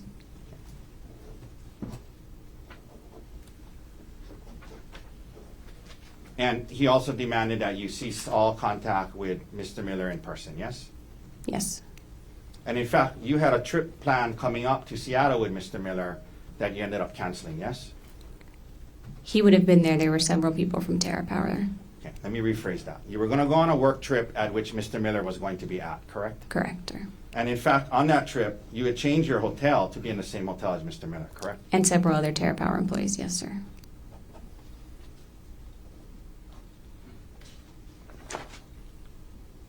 Your job was, well, I'm going to get into it more in a second, but your job was pretty rare and unique, right? Like that you were in the nuclear energy field, correct? I still am, yes, sir. Yeah, but at the time, right, when he was talking to you about quitting and leaving it, right? Yes. You talked about his need for intimacy, both emotional and physical. You indicated that he wanted to have sex every other day, correct? That's correct. And he also wanted you to be less, I guess, secretive or give up some privacy. And he wanted to see your emails and communications, correct? He looked through my phone almost every day. Yes, sir. And in fact, these were not just desires that were unique to him. You listen to audiobooks, like, for example, How to Help My Spouse Heal with My Affair, right? Yes, sir. And in that book, they recommend cutting off all contact with your affair partner, yes? To my recollection, yes. They recommend that you share passwords, share your whereabouts, share communications, because secrecy is what caused the damage, openness is what repairs it, right? You remember learning things like that in these books and counseling? Yes, sir. Okay. And that's what Gerhardt was asking for, right? He wanted to see what you were, just see what you were messaging with others, right? In some cases, yes, sir. Okay. Now, back to your career, ma'am. You mentioned him talking to you about quitting your job so that you wouldn't have contact with Mr. Miller anymore. You're a nuclear engineer, is that right? Yes, sir. You graduated from and got your degree in nuclear engineering in what year? 2011. And after 2011 till about 2022, you worked in this nuclear industry, yes? I've been in the nuclear industry my entire career, yes. I understand that. I understand. I'm just saying specifically for 11 years, from 2011 to 2022, you were in the nuclear industry, yes? Yes, I don't understand the 2022 distinction. I apologize. Well, I'm going to get to that. Didn't you quit your job in 2022? I left Westinghouse in 2022, yes, sir. Yeah. So that's the Okay. distinction I'm getting at. Sure. Okay? Thank you for clarifying. I So, appreciate it. so in 2011, you enter into this industry and you start working at a company called Westinghouse, correct? That's correct, sir. And you were into, is it called core design? Yes, sir. And what is core design? Core design is figuring out how to load nuclear fuel assemblies into a reactor core in a way that meets the safety requirements and optimizes fuel efficiency. Okay. And again, I'm not too sure what you said, but basically it's dealing with nuclear fuel, right? Yes, sir. All right. And you were helping to do that at Westinghouse, correct? That was one of the jobs I held at Westinghouse in that time. Yeah. And you were trying to move up the corporate ladder, right? You're trying to advance in the industry, yes? Yes, in general. Yeah. And like, so for example, in 2018, you entered a MBA executive program to try and get your MBA because you thought that might help you move up in this field, correct? It wasn't an executive MBA program. I was doing a part-time MBA after work. I am only making that distinction because there are two different programs. Okay, I thought that's what an executive MBA program is where you still work and do it at night. But maybe There we're are talking about separate this- ones. There are separate things. That's more focused and faster. Understood. So is more accurate to say you entered an MBA program that allowed you to work during the day and go to school at night. That's correct, sir. And the purpose was to try and get your degree advanced in the field, yes? It was to develop in the role I was in. I was doing a more business-facing position at the time, and it was thought the MBA would help me develop those skills a little bit more. Okay. And then after doing that, in 2022, you quit, right? I mean, I'm sorry, what's the wording you like to use? You left your job at Westinghouse. I correct? quit Westinghouse. Okay. That's In accurate. 2022, and part of that was, it was, you didn't feel it was the right fit, you're trying to move up, there wasn't opportunities, you thought it'd be best to just leave and focus on your kids, correct? No, sir, I wouldn't characterize it that way. Okay. But you end up leaving Westinghouse, yes? I did leave Westinghouse, but for different reasons. And when you left Westinghouse, there was it around shortly thereafter? Well, when you left Westinghouse, you didn't have another job lined up, correct? I was in the late stages of another job that fell through, yes. Okay, and then that job fell through, right? Correct, yes. And so when you left Westinghouse, it was after that this conversation, because at this time you guys were living in Pittsburgh, yes? That's correct, sir. And it was after that you guys decided maybe it'd be best to move, yes? Yes, sir. And you guys even looked at moving to Australia, correct? That's correct, sir. And you knew that moving to Australia would make it hard for you to continue on in this nuclear energy field, yes? I don't think the potential move to Australia was driving career decisions necessarily, but that would have been a complicating factor for sure. Yeah, moving to Australia would have been a complicating factor, and you guys were considering it, right? That's right. Okay. But they do have like uranium trading and things. And then you guys end up settling on Maui, correct? That's correct. On Hawaii at the time, yeah. Hawaii and then Maui, yes? Correct, sir. And part of that, well, the timing of that, you mentioned your stepson Emil, that's Gerhardt's son, yes? He's my stepson, Gerhardt's son from a previous marriage, yes. Yeah, your stepson, his biological son, yes? That's correct, sir. And the timing of that, the reason you guys could move sooner than you had planned is because Emil was willing to move to Hawaii with his dad and you, correct? Just to clarify, our original plan was to stay in Pittsburgh until Emil graduated high school. Right. And then he said he would be willing to move depending on where we went. And so we were able to move to Hawaii sooner. I Right. just want to make sure we're saying the same thing. Yeah, we are. Great. We are. So in other words, Emil wanted to come with his dad and you, right? Yes, he wanted to come with us. So now, at some point, and you guys get moved to Maui, and then this opportunity with Terra Power comes up, correct? No, sir. I was employed by Terra Power when I lived in Pittsburgh. Okay. But after you quit the Westinghouse job, right? Yes, I quit Westinghouse, and I was hired by a contract agency called System One, and Okay. on contract to Terra Power starting that September. Okay. And but when you move to Maui, you're a contractor for Terra Power. You're not an actual employee of Terra Power, correct? That's correct. And that was in part because you weren't going to live in Seattle. You were going to live in Maui, yes? In part, Terra Power has a distributed workforce, and so depending on the location, they would either be contract employees or they would be full-time employees. Is the word you mean for like Yeah. working for Terra Power directly? Right. And you were contract because you were going to live in Maui. in I was part. contract because I lived in Pittsburgh at the time, and then they kept me on contract when I moved to Maui. Let me rephrase. You were on contract because you didn't live in Seattle, right? Yes. Okay. But Terra Power was designing new age nuclear power plants that use a new type of fuel, correct? That's correct, sir. And your role there or your job there was a project manager, is that right? That's correct. So now you are in a management position within this industry, yes? Project management. Yeah, in the nuclear energy industry, yes? Yes, sir. And you had worked hard through 11 years to get to this point, and you thought it was a good opportunity, right? Yes, sir.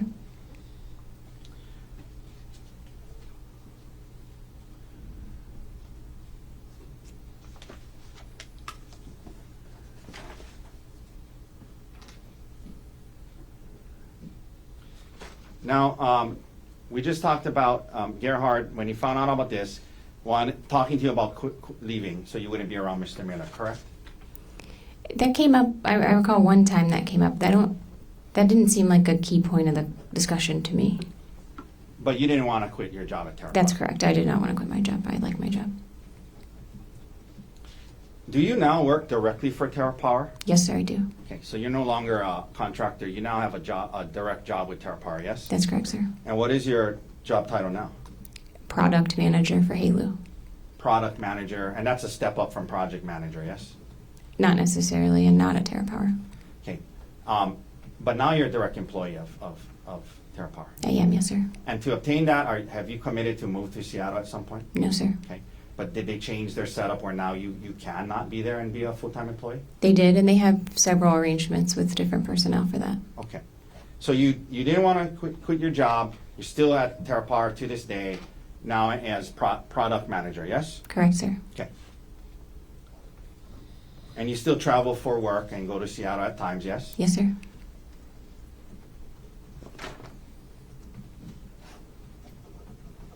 Now, at some point you mentioned engaging in counseling, yes? After the discovery of this communications with Miss Gerhardt's discovery of your communications with Mr. Miller, right? You guys started couples counseling, yes?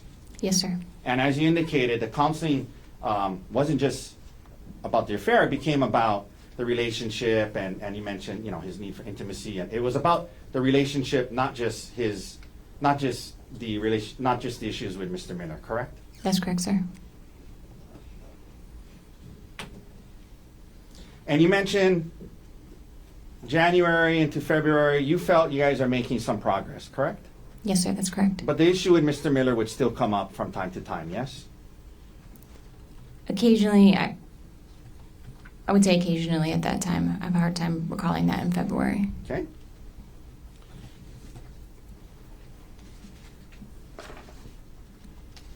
And you know this issue of the discovery of these things prior to December, generally you describe your marriage as a good marriage, right? Yes, sir. So now we're heading into March and going through counseling, trying to work through it, and your birthday's coming up, yes? Yes, sir. And ma'am, the concept of going on a staycation to Oahu for your birthday, it was actually your idea, yes? No, I didn't want to travel. I was saying I wanted to stay with the kids, but I did say Oahu would be fun sometime. And he was like, well, let's go to Oahu. Okay, so you remember being interviewed by the detective in this case after the incident? Yes, sir. Do you remember being asked by the detective who planned this trip? And do you remember your response was, he planned the trip, he was kind of asking what I wanted to do for my birthday, and I said, like, sometime I want to go to Oahu, it doesn't need to be now. Remember saying that to the detective? That sounds accurate. Yes, sir. So at least that's what my question was. The concept of going to Oahu was something that you brought up, right? And you said, it doesn't need to be now, but I've always wanted to go there on a staycation. It doesn't need to be now. And he said, oh, let's go, right? Sure, yes. Okay. It's not like out of the blue he said, hey, we're going on this trip. It's going to be on Oahu. This is what's happening. You raised the concept, yes? I raised the concept of wanting to go to Oahu at some point. Yes, sir, that's correct. In response to him asking what you wanted to do for your birthday, right? Potentially, I don't recall that. Well, is that what you told the detective? I think you and I are interpreting that differently. I'm not asking about interpretation. I'm asking about the words you use Objection to argument. the detective. Sustained? Can I get the exhibit page and line? Sure.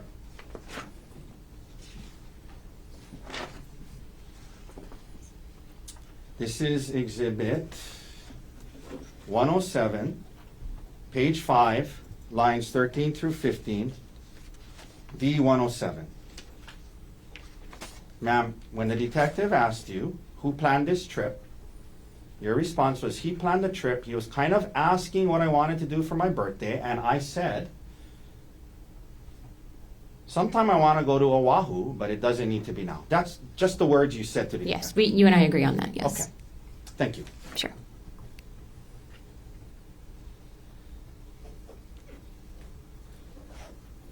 Now, you mentioned the hike, and I think you said that you only learned about the hike the night before once you were already on the trip. Is that right?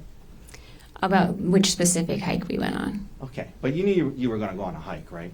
We didn't have, aside from having planned to do the spa and shop around, a hike was kind of up in the air. I don't know that we had, before leaving Maui, definitively settled on going on a hike, sir. Yeah, but the concept of going on a hike came up. That's why you brought stuff, shoes and clothes to go hiking, right? Yes, like I said.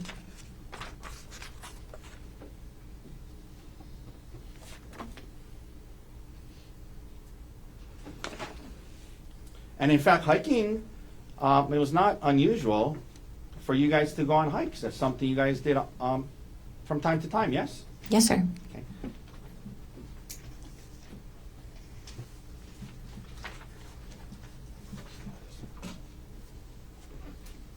Okay, may I approach with exhibits D158, D160, and D154? Yes. Okay, ma'am, I'm gonna approach. I'm gonna ask you to, I'm gonna hand you D158. Can you What is that a photo of? That's a photo of you and Gerhardt on a hike, correct? That's correct, sir. Okay. Is that a fair and accurate depiction of you and Gerhardt on this hike? Yes, sir. And this was on apparently June 2023 in Wailuku. Well, at least the top it says Wailuku, right? That's what it says at the top. Yes, sir. Okay, Your Honor, may we admit D-158? Mr. Varner, No objection. and what has been marked for identification as Exhibit D-158 is received into evidence? Ma'am, same questions with D-160. This is, well, it's just one page. And is that a photo of you guys on a hike as well?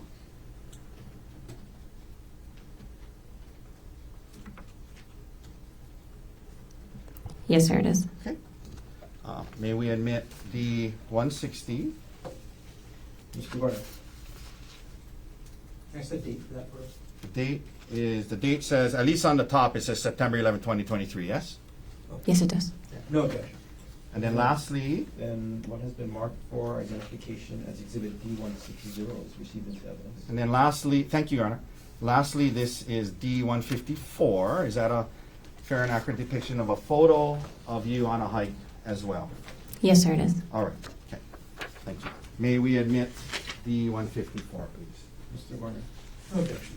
what has been marked for identification as Exhibit D-154 is also received into evidence? So again, before we publish these, it wasn't unusual for you guys to go on hikes. That's something you guys did together, right? That's correct, yes. Okay. Can we publish 158, please? Okay. And up on the screen there, can we blow that up a little, Mr. Dirks? Okay. That's you and Gerhardt on a hike, yes? Yes, sir. Okay. Could we publish 160, please?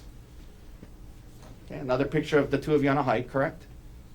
I'm not sure that Gerhardt is Oh, well, in you're- that photo. I'm in there. Okay. It's dark. Okay. Do you think maybe Gerhardt took the photo? Okay. And then let's go to page 154. That's also a hike you would have done with Gerhardt, yes? Yes, sir. All right. Okay, we can take those down.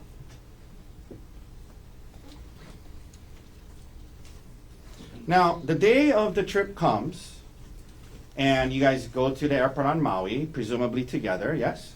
Yes, sir, we went together. And isn't it true that you, because it was a short trip, you didn't check bags, you just carried on luggage, right? Most likely, yes. I don't recall, but most likely. And you would have gone through TSA security screening with Gerhardt, correct? Yes, sir. It's not like he went first through the TSA screening, and then later on you came and met him there. You guys went through the screening together, put your bags through the screening together at the same time, correct? I would assume so, yes, sir. And no problems getting through TSA that day, correct?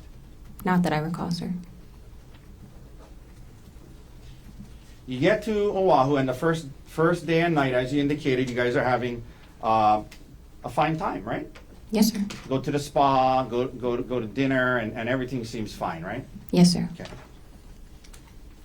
Next day is your birthday, right? That's correct, sir. And you wake up, and the prosecutor admitted a letter that Gerhardt gave you. I want to read it now since it wasn't read earlier, okay? Objection to argumentative. Well, we'll let the jury see it now, okay? So, the birthday card, in addition to that, he gave you a gift, right?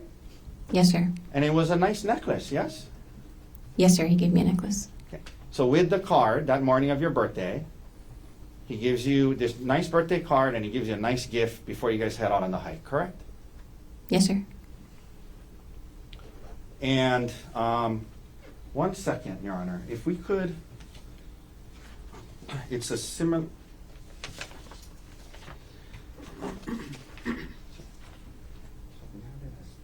We have it as D-127, but I think this is the one you admitted. Do you have a problem if we admit this too?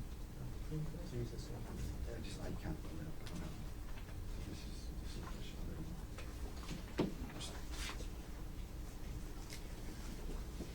yeah, is it in there? Okay. May I retrieve the exhibit Yes.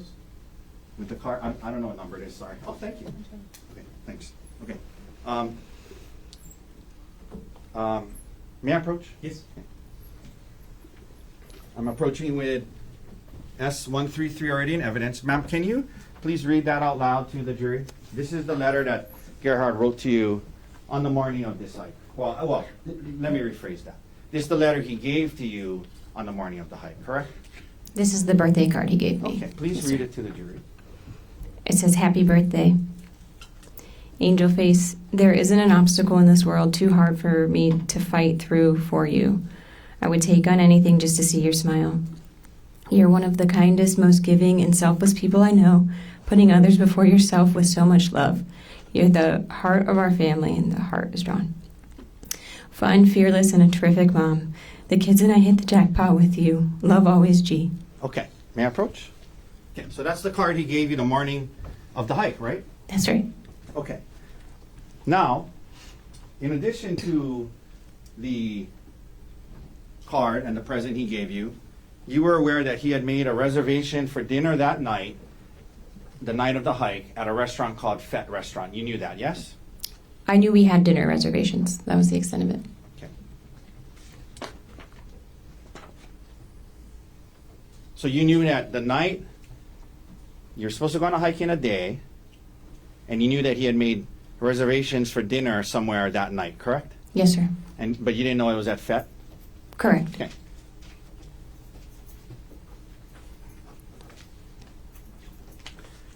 Now, after you guys went downstairs, had coffee in the morning, yes? We had coffee and breakfast in the morning. And then Yes. you head to the hike, correct? We went and got a coffee on the way out to at a different place. Okay. And then you had drive to the hike in your rent-a-car, correct? That's correct, sir. Now, this topic of life insurance came up, and the prosecutor showed you one email, but during this time period, you mentioned Gerhardt was the one that kind of managed the insurance, finances, taxes, things like that, correct? Gerhardt managed our finances. That's correct. Pretty anal guy, yeah, in terms of managing that stuff, right? Kept records, had documents about retirement, and that's just how he was, right, during your marriage, yes? He was a good record keeper, yes. Yeah. And so, leading up to March, as part of you guys working through this issue, right? As part of we're gonna be together, there was a discussion about, increasing life insurance for both of you in case something happened, to make sure that the kids were okay and the house could be paid and things like that, right? That's correct, yes. And in fact, he suggested that he would increase his life insurance to over $1 million, 1.5 million, correct? I don't remember the amount of his, but the rationale is correct. We looked at how much money we would need to keep our kids in our home, and based on our pay disparity, he would need a higher life insurance policy than I would need. Yeah, and so you remember telling the detective that yours was closer to 100 and his was closer to $1 million? Yes. Okay. So the effort to do this, he made it a point to make his way more than yours, correct? Again, based on that rationale, yes, sir. The morning of the hike, prior to heading to the hike, Gerhardt showed you an email from that morning showing that the second half of his increased life insurance had been confirmed and put into effect that very morning. You remember him showing you that email? I do not, sir. Would seeing that email from that morning help to refresh your memory? Potentially, I'll look at it, sure. May I approach? I'm not going to admit it. This is the email. D116, Your Honor. Thank you. I'm going to show you this email, and I'm going to ask you if you recall seeing that the morning of the hike. And when you're done reading it, hand it back to me, and we'll read it to yourself and then hand it back to me. Do you want me to read the email itself? No, Oh, I okay. want you to read it to yourself, and then I'm going to ask you a question when you're done.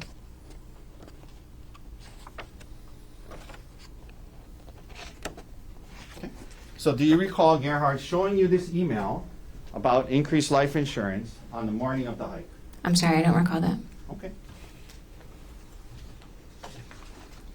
You arrive at the Poly Lookout parking lot at mid-morning, maybe around 10 a.m., yes? Yes, a little earlier. And when you got there, it was a busy parking lot. There was the Poly Lookout there. There was a lot of cars, tour buses, and people in the parking lot, yes? It wasn't that busy when we first got there. There were definitely other people there. Now, like tour buses? I don't remember tour buses when we got there, but I Okay. can't say for sure, sir. But there was a lot of people there, right? Yes. Yep. You mentioned going to the lookout first and then going to start the hike, correct? That's correct, sir. Not too far into the hike, Gerhardt leaves you on the trail and he heads up further on the trail on his own, correct? That's correct, sir. And you mentioned today that that was because you weren't feeling good about the heights and the cliffs and the heights. You didn't feel good. You didn't want to go on, yes? Yes, sir. You guys have been on hikes and activities involving heights before, yes? Yes, sir.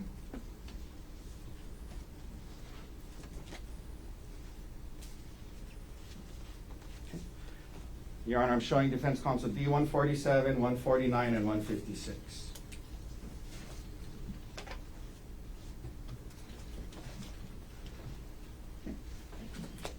May I approach? Yes. Ma'am, you take a look at D-147. That's a photo of you and a friend going ziplining, correct? That's correct. Is that Gianna? Yes, it is, sir. Is that a fair and accurate depiction of you and your best friend, Gianna? Yes, it is. Your Honor, move to admit D-147. Sorry. Mr. Warner? No objection. You want to mark for identification as Exhibit D-147 is received into evidence? I'll trade with you. Can you give me that one back, please? Sure, sir. D-149, is that a picture of you on a zip line? Yes, sir, it is. Is that a fair and accurate depiction of you, on a zip line? Yes, sir. Your Honor, move to admit D-149. Mr. Warner? No objection. And Lastly, what D- has been marked for identification as Exhibit D-149 is received into evidence? And lastly, D-156. Ma'am, is that a photo of you on a hike? Yes, sir, it is. Move to admit D-156. Mr. Warner? No objection. What has been marked for identification as D-156 is received into evidence? Let's start, please, with publishing D-147. We're just talking about that day not feeling good about the heights and whatnot. This is a picture of you and Gianna going ziplining, yes? Yes, sir. This is before this incident, correct? Yes, sir. Okay, let's go to D-149, please. That's a picture of you on the zip line, yes? Yes, sir. Okay. Let's go to 156. That's a picture of you on a hike from 2023, correct? Yes, it is, sir. Okay. So you were willing to stand there and take a picture that day, correct? Yes, I was. All right, you can take that down. So on this day, you're saying not feeling good about the heights, and that's what caused Gerhardt to go off on his own because you were going to stay back, correct? That's why I stopped hiking. Yes, sir. But you do acknowledge that he left you on this trail not very far in from the parking lot, correct? Yes, sir.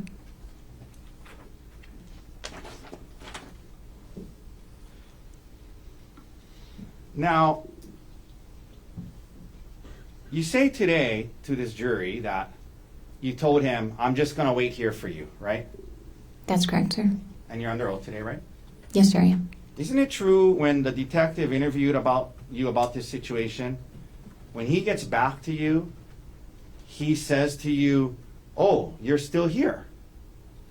Remember telling that to the detective? Not specifically, but that sounds accurate. Okay, well, would seeing the transcript of what you told the detective help to refresh your memory? Sure, but I don't disagree that happened. So I don't know that I need to look at it, but I will if you'd like me to. Well, it depends. So, Sure, let's look at it. Okay, well, let's just, to be fair, and give you a chance to look at it, okay? Thank you. And this is D-107, Your Honor, and Mr. Garner. Page 7, lines 1 through 4.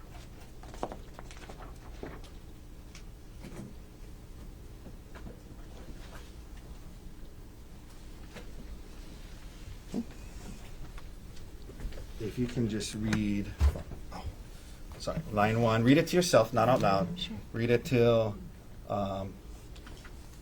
line 4, and let me know when you're done. Sure. Okay. Thank you. Okay, ma'am, isn't it true, you told the detective that day when Gerhardt got back to where you were waiting, he said, oh, you're still here, right? Yes, sir, that's true. As in, he thought you were going back to the car, right? That was not the implication, sir.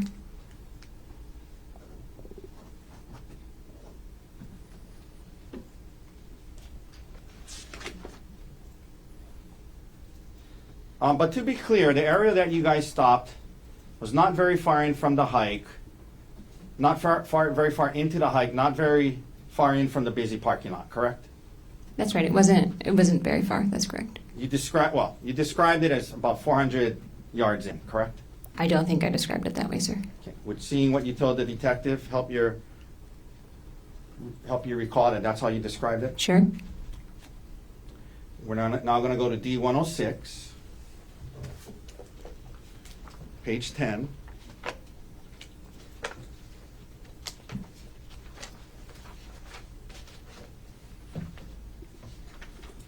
One second.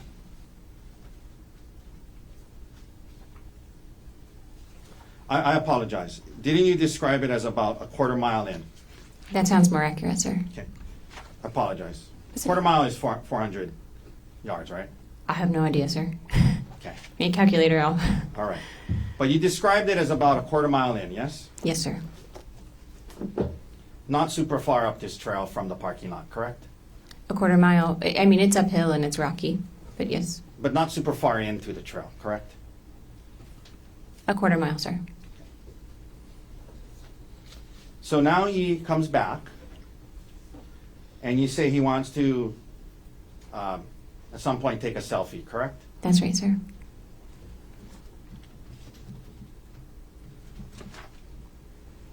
And you don't want to take a selfie where he wants you to take a selfie, correct? I didn't want to get too close to the edge of the cliff, sir. Yeah. And you indicate that at some point in the process of that, he says, get back over here, I'm sick of this shit, and he tries to throw you off the cliff in response to that, yes? That was after the selfie, but shortly thereafter, yes. Okay.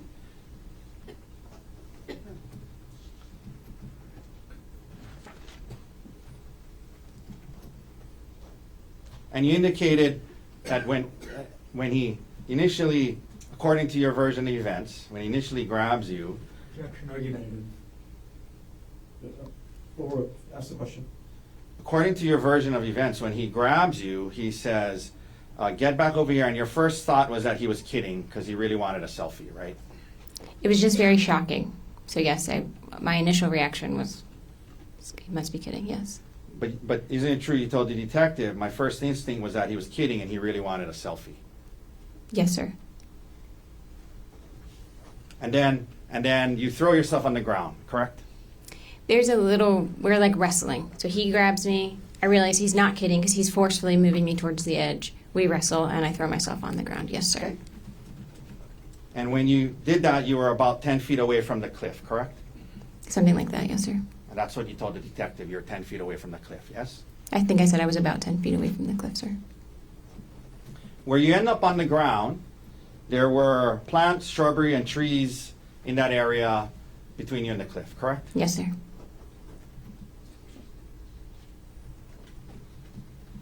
You mentioned now that there's kind of a scuffle or fight going on where you're, I think you said you bit him, you're grabbing his testicles, and there's a scuffle going on, correct? Prior to that, he's trying to pull me and drag me, and then he gets on top of me, and then yes, we're kind of There's a scuffle going on. scuffling. Yeah.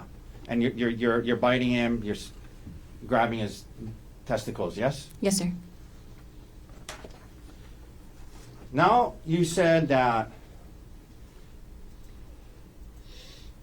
at some point he has a syringe, correct? Yes, sir. And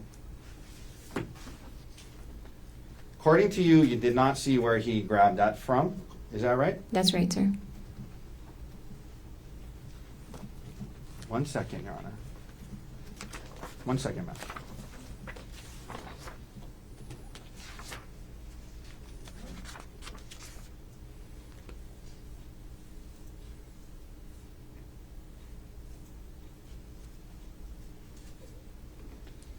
And according to you, he's holding this syringe, and according to you, you flick it out of his hand, right? Yes, I swatted his hand and caused him to drop the syringe. Yes, Okay. sir. You mentioned that at some point, according to you, you see him holding a vial, correct? Yes, sir. And your belief was he was trying to load the syringe with the vial when he was wrestling with you, correct? No, sir. The first syringe he What? produced. 1 second. Sure.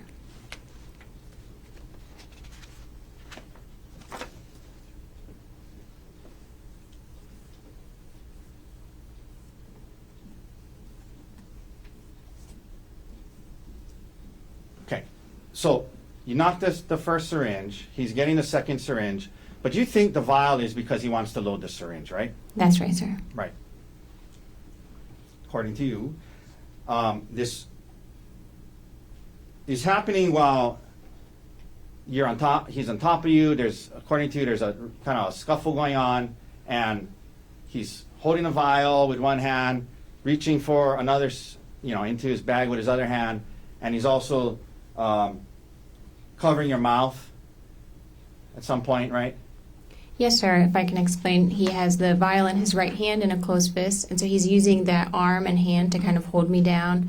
And then when I'm trying to talk to him too, and when I start screaming, he gives up his search for the syringe with his left hand and will hold his hand over my mouth while I scream and then resume looking Okay. in his bag. So holding the syringe in one hand, No, sir. That's a vial in his hand. I'm holding the vial with one hand, holding you down with that same hand, according to you, reaching for another thing, then covering your mouth. That's what's going on, according to you, yes? When he's sitting on top of me, so his Right. weight is on me too, sir, yes. And then you guys are having a conversation as well. You discussed that, yes? I don't know that I would call that a conversation, but yes, we were. Now,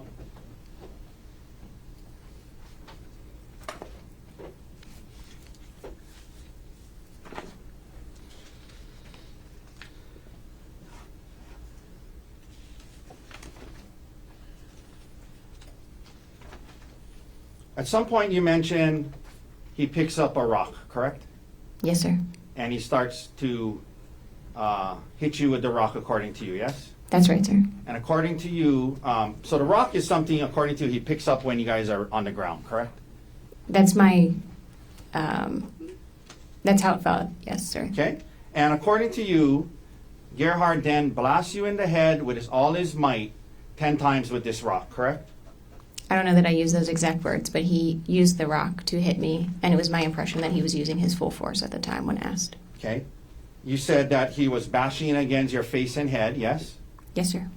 He was smashing it into your head and face, yes? Yes, sir. Full blast, 100% of his power is what you said, yes? Yes, sir. And 10 times, yes? I said as many as 10 times, sir. I wasn't counting. Well, you told that to the detective, you told that to the grand jury, correct? Yes, sir. Under oath, right? Yes? That it was as many as 10 times, correct? Yes, sir. Your head, forehead, and eye is what you said, yes? That's right, sir. To your knowledge, you did not lose consciousness, correct? To my knowledge, I did not lose consciousness, correct? You were taken to Queens and examinations and tests were done on you, yes?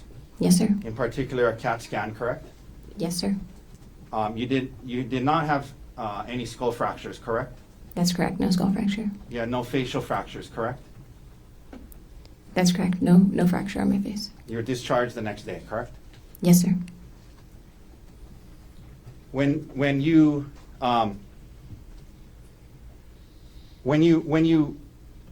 started to head towards where the witnesses were, Gerhardt didn't come after you, correct? That's correct, sir. And they help you down the mountain, and towards the bottom, you actually stand up and walk for the bottom part to get to the wall with their assistance, right?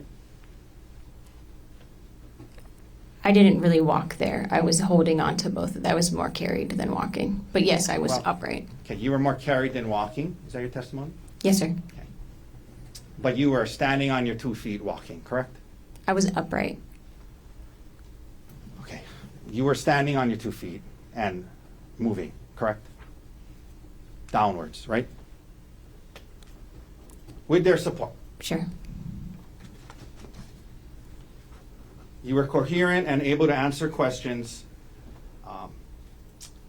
when the first officer got there, yes? I don't know if I spoke to an officer. I recall talking to an EMT at the bottom. Okay. When you mentioned when the witnesses got there and you're crawling away, you said Gerhardt was standing there staring, right? Yes, sir. He was sort of frozen. Yeah. So he saw you, conscious and alive, crawling away, talking and yelling to the witnesses. He saw that, right? Yes, sir.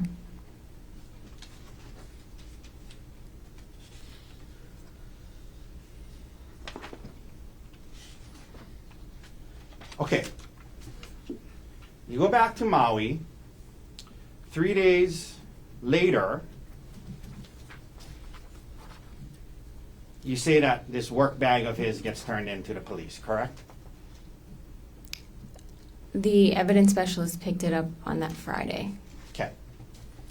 And you said today that you're at home and you see his work bag and you open it and you say under oath today to this jury, the words you used was, I was surprised. I was surprised to see the syringes and vials, right? That's what you said today, right? Yes, sir.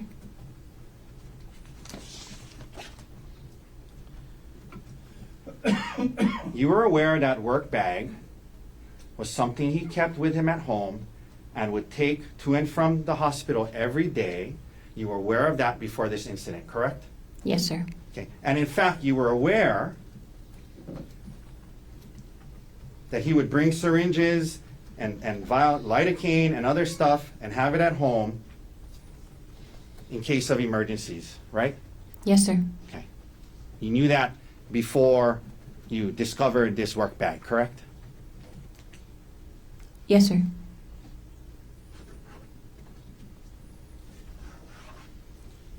The detective asked you, have you ever seen him bring home any type of medications or syringes for work prior to this? And you said, yeah. You told the detective you knew about it, right? He had brought things home from work before. The surprise was that the bag was full and seemed to have a lot of stuff in it. I didn't realize the volume or the regularity with which that occurred. The detective asked you about the work bag and you said it was something he would take to and from work every day, right? Yes, sir. The first call you make upon this discovery is not to the police, not to the prosecutors, but to your attorney, correct? That's correct, sir. This is 3 days later, right? The 27th of March, 2025, correct? That's correct, on a Thursday. By then you had an attorney, yes? Yes, sir.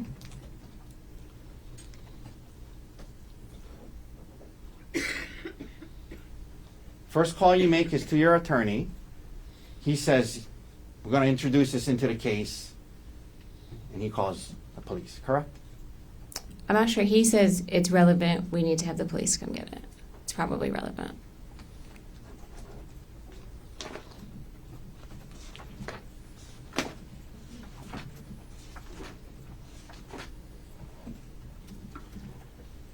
You're discharged from the hospital on March 25th, and you return to Maui, and you continue your care, correct?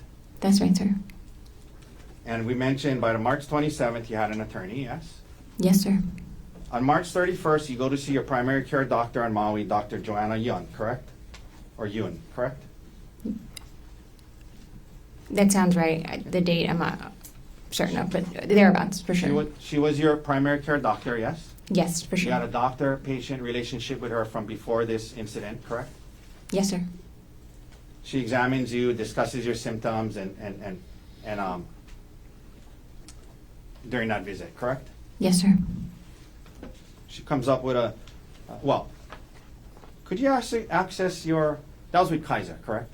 Yes, sir. Could you access your Kaiser records at that time online? I'm sure I could. Yes, sir. She comes up with a diagnosis list for the visit. And then the next day on April 1st, you email her and you ask her, hey, doctor, do you mind adding traumatic brain injury to your diagnosis list? Objection, rule of completeness. Sustained. I'm going to get to the second part of it. We'll read the exact email. Isn't it true you emailed Dr. Yun? Hi, Dr. Yun, on April 1st, 10 a.m., 10:03 a.m. Would you mind adding either traumatic brain injury or concussion to the diagnosis notes from my appointment on March 31st? I want to make sure the documentation is consistent between my care at Queens and back on Maui. Do you remember emailing that to your primary care physician on April 1st, about a week after this incident? Yes, sir. She had not included that on her diagnosis list after your visit, correct? Traumatic brain injury or concussion, correct? Correct. That's the I'm purpose sorry, of the I apologize. She had not added traumatic brain injury to her diagnosis list, correct? For her notes for the 31st, that's correct. You had an attorney by March 27th, correct? Yes, sir. April 1st, you emailing your doctor saying, can you please add traumatic brain injury to my diagnosis, correct? Objection, rule of completeness. Cross. Sustained. Partially, what you emailed your doctor was, can you add traumatic brain injury to my diagnosis? Yes? Objection. Sustained. Okay, I'll read the whole email again. You said to your doctor, would you mind adding either traumatic brain injury or concussion to the diagnosis note from my appointment on March 31st? I want to make sure the documentation is consistent between my care at Queens and back here on Maui. That's what you told her, right? That's what you emailed her, right? Yes, sir. Are you aware that nowhere in your Queens records does it ever say traumatic brain injury? Are you aware of that?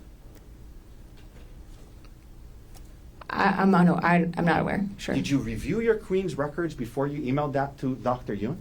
When I met with Dr. Yoon on the Ma'am, 31st, my question is, did you review your Queens records from your stay at Queens before you emailed Dr. Yun on April 1st saying you want to make sure the documentation is consistent between my care at Queens and back here on Maui?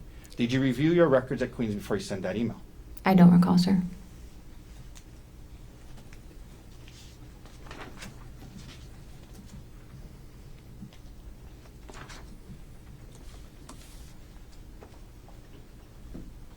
Ma'am, following the incident, prior to the incident, you and Gerhardt had joint bank accounts together, correct?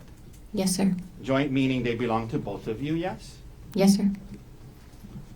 For example, you had a joint saving account with Gerhardt with Capital One, yes? Yes, sir. And you admit that back then Gerhardt made more money than you, correct? Yes, sir. More of the money in the joint account was from his earnings than yours, yes? Yes, sir. In other words, he put more money into that account than you did, correct? Yes, sir. On March 27th, 3 days after the incident, you opened up, you went on, let me ask you this way. You opened up an individual checking account only in your name, without Gerhardt being on that, and you moved $123,515.38 from the joint account that belonged to both of you, and you moved that money into your individual account, correct? I moved a large amount of money. The exact dollars I'm not sure of, but it is in that ballpark, sir. In the ballpark of 120, 130 grand, right? For sure. Yes, sir. And you didn't ask Gerhardt's permission to do that, did you? That's correct. I did not. Okay. Now, you didn't take half of it and leave half of it for him, did you? No, sir. Okay. Is that something you did online, Yes, sir. in front of a computer, Yes, sir. logged on, Yes, sir. created your own new account? I made a new bank account. Yes, Yeah. sir. Online, right? Yes, sir. Okay. 3 days after the incident, correct? Yes, sir. Did that by yourself, right? Yes, sir.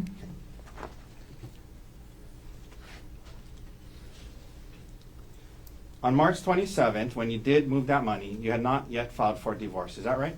That's correct. You were planning to do so, correct? Yes, sir. And you were aware, weren't you, when you did this, move the money, that once you filed for divorce, there would be a automatic restraining order that prevented you from moving money like that. I was not aware of that at this time. So you moved the money without his permission before filing for divorce, and you talked to your attorney about that as well, correct? I talked to my attorney about whether or not I was allowed to move money from a joint bank account. Okay. Yes, sir. Now, and he told you you can so long as you don't file for divorce yet, right? He did not say that, sir. Later on, when you were asked about this, you indicated to the prosecutors that you did it because, in part, there was a need to pay back your parents $85,000 from a loan that they had given you and Gerhardt, correct? That's what you told the prosecutors, that partly why you moved that money, partially, was because you wanted to, there was a loan your parents had given you and Gerhardt for $85,000, and you wanted to pay them back with the money you moved, yes? Yes, sir. Okay. And your parents were not in a rush to get paid, correct? You guys had been paying them off slowly, correct? Prior to this, we had been paying them off slowly. That's correct, sir. And in fact, isn't it true that later on when you filed for divorce and you and your divorce attorney tried to get access to Gerhardt's retirement accounts, one of the things that was stated in that proceeding was that you had been making ends meet by seeking the financial support of your family, meaning your parents. You remember asserting that to the family court in your divorce case? Yes, sir. I remember that. Okay. So in the family court divorce case, you're indicating that your parents are helping you get by financially, but in response to this money, this thing about moving the money, you said that you need to pay them back the 85 grand right away, correct? At the time when I paid them back, I did not know that they were going to be in a financial position to help me in the way they are now. Did they say to you when you told them, hey, here's the 85 grand, did they say to you, hold on to it, use it, you're going to need help? No, sir. And by the way, this online banking that you did on the 27th of March, online, created your new account, moved the money. On the 27th of March, I guess that was 4 days before you asked your primary care doctor to add traumatic brain injury to your diagnosis, correct? Objection, rule of completeness. Sustained. At the time you moved the money, on March 27th, that was 4 days before, sat down at a computer, logged onto it, opened up your online banking, created a new account, moved the money from the joint to that one, new one. That was 4 days before you emailed your primary care doctor asking her to add traumatic brain injury and concussion to your diagnosis list, correct? I'm not sure of the exact date of the bank account, but yes, in general, that's correct. You eventually do get a divorce attorney named Brianne Wong Leong, yes? That's correct, sir.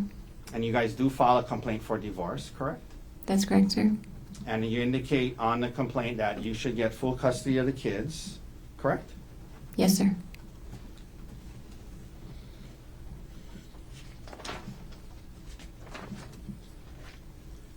Emil, his son, your stepson, continues to live with you to this day, yes? That's correct, sir. While the case was pending,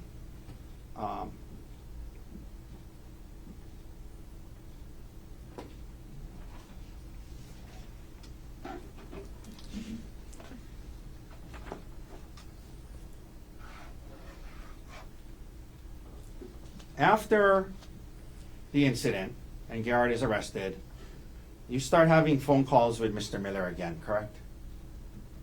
Occasionally, yes, sir. 1 second.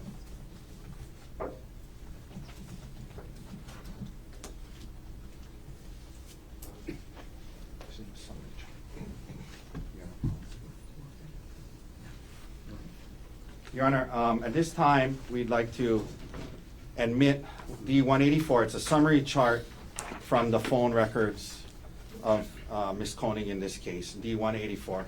I believe the prosecutor had a chance to examine it for accuracy. Mr. Gardner, with respect to the proffer, No objection. was the mark for identification as exhibit D-184 is received into evidence? May I approach? Yes. I'm approaching you with what's called D-184. I'll represent to you that from your phone records in this case, a summary chart was made that summarizes what was in your phone records. And if you could please turn to what is the third page.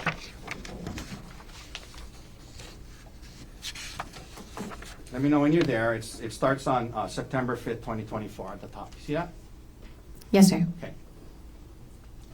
If you go down to March 29th, 2025, which is 5 days after the incident, it looks like Mr. Miller tried to call you 3 times, correct? Please give me a second to look at this.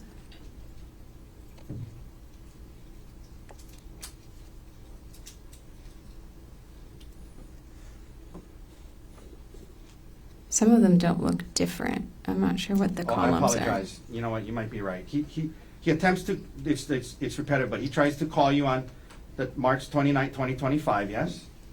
That's correct, March And then- 29th. And yes. then at 23:51, it looks like the two of you have a 13-minute phone call, yes? At least according to the phone records, right? Just a second, please. Number, if you go to the left-hand marking, number 620. Yes, sir. And that was with his personal cell phone, correct? I'm not sure which numbers, but how it's marked, that's how it seems. And then, again, on April 22nd, there's another call that's 31 minutes, 36 seconds long on 8:14, correct? Yes, sir. Okay, and then there's other calls, but that's all the ones I'm gonna talk about right now. You can hand that back to me. Thank you, sir.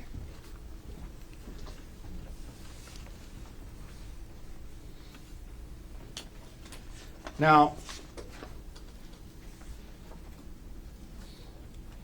Ms. Konig, in the divorce case, you and your attorney are raising the allegations of attempted murder in this case to get the upper hand in that case, correct?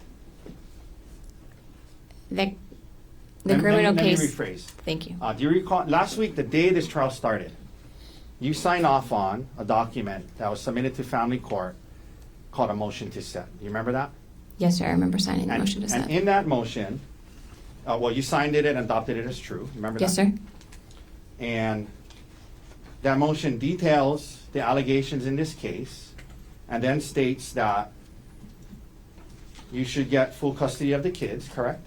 Yes, sir. That the father should not have any contact with the kids due to a finding of family violence, yes? Consistent with previous ruling, yes. That you should keep your retirement and get half of his, right? Yes, sir. That you should keep the house, right? Yes, sir.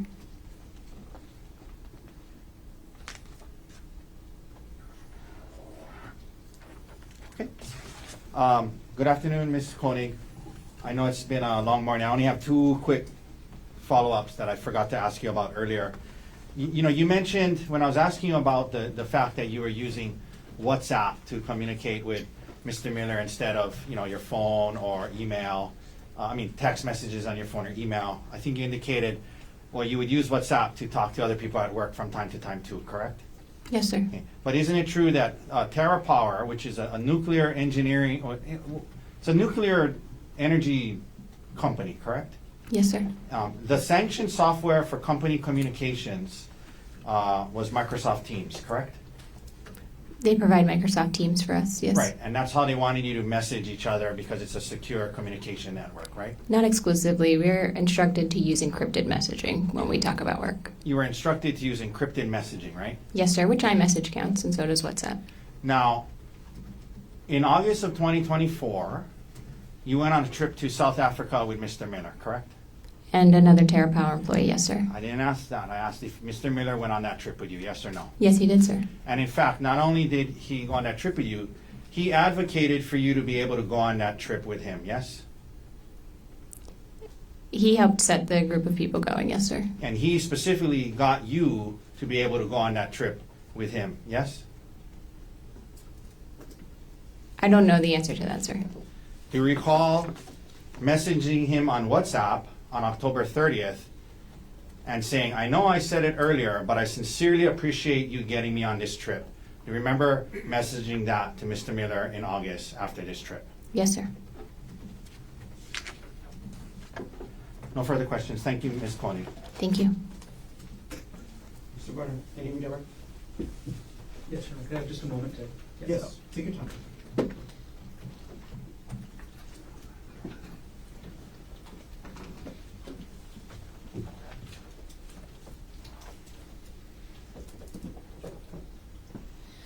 it off. Right now. It's off.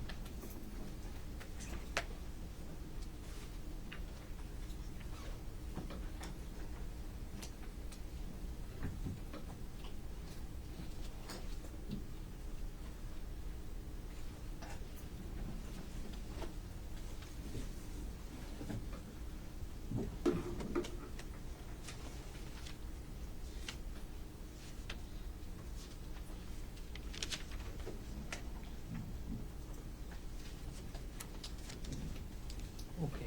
Good afternoon, Arielle. Hi, Joe. Thanks for giving me a moment. Sure. Okay. You were asked earlier this morning about what you told to the detective about whether this was an affair or not.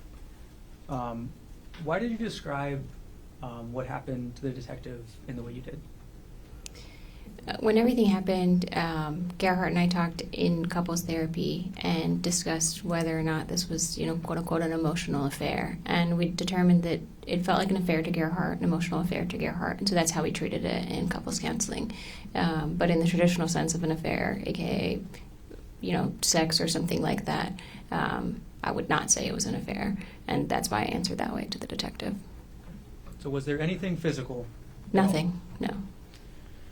The text on December 9th, 2024 that Mr. Otake asked you about, was that the first time the defendant confronted you? I'm sorry, can you remind me the text that you're referencing, Joel? I apologize. Oh, no problem. It was a text message that you were asked about this morning and essentially took responsibility for the, quote, secret affair. I understand. No, that was not the first time that we had talked about that, no. Okay, so was the first time the defendant confronted you in person or by text message? It was in person. Okay. And then, if you remember, approximately how much later did this text message come in? This would have been about a week later, I think. Moving on a little bit, you were asked about a VPN service. Can you explain, one, what a VPN is, if you know? VPN is virtual private network. I'm not an IT specialist. How did you use the VPN that you were asked about in this case? I actually did not use a VPN. The only time I use a VPN is for work. The VPN that was sent to me was in reference to being able to watch locally syndicated football games. So I grew up in Pittsburgh, watched the Steelers, but it's hard to watch them in Maui. A VPN would allow you to change your location to get local networks. Got it. Okay.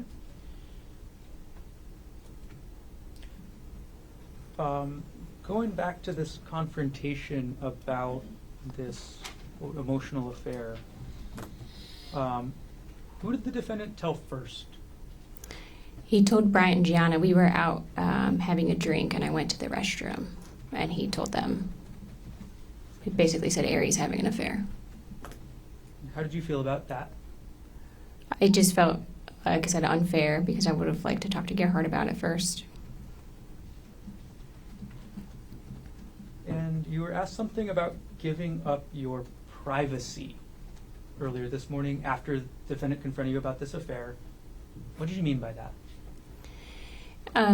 After this, Gerhardt oftentimes would either have my phone or would go through my phone regularly, look through my messages, my email, things like that. That's where I was giving up privacy, just allowing him access to my digital communications.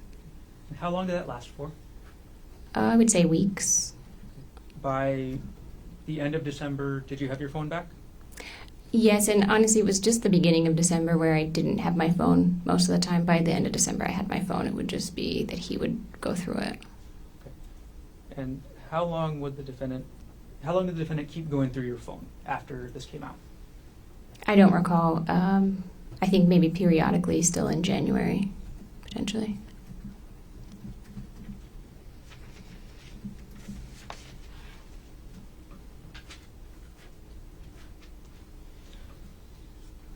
Arielle, you were also asked about a discussion you had with the defendant while on the Palipuka Trail I'm going to restart my question. Sure. You asked about a discussion you had with the defendant about the planning of the trip to Oahu for your birthday.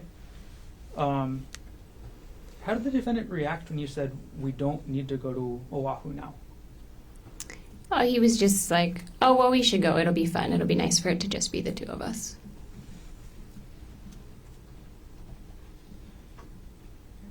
Just a couple more things to follow up on. You were asked this morning on cross-examination about, and you said something to the effect of wanting to keep the kids in the house. Could you explain that for us? Yes, just after everything happened, wanting to be able to provide the same life that they were having, right? You know, they already went through a traumatic situation, so just making sure that they could continue to live in that home for as long as possible.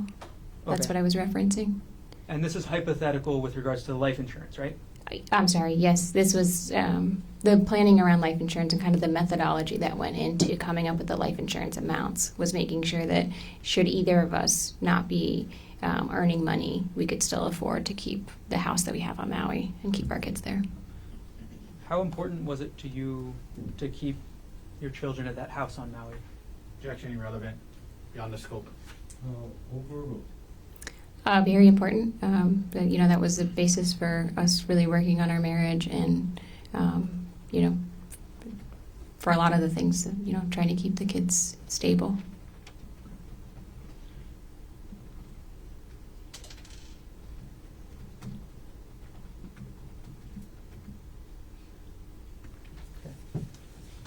Now, Arielle, you were asked about a comment. This time I'm asking the correct question. You were asked about a comment made on the trail where the defendant told you, oh, you're still here. And what was the context of that? Yeah. Whenever this is referencing when I decided not to continue on the hike and Gerhardt went up and continued to hike a little bit, when he went up the hike, there was never an implication or discussion that I would go back to the car. It was that I was going to wait for him there on the hike. So him saying, oh, you're still here, was maybe like, thought I was going to maybe look around and explore a little bit from where I was. Objection, Your Honor, calls for speculation. It's what she was thinking. So overruled. It's what she's thinking, he was thinking. Is that speculation? Overruled. I'll keep us going forward as well. Okay, you were asked on cross-examination about the number of times that the defendant struck you with a rock. Do you know the exact number? No, sir.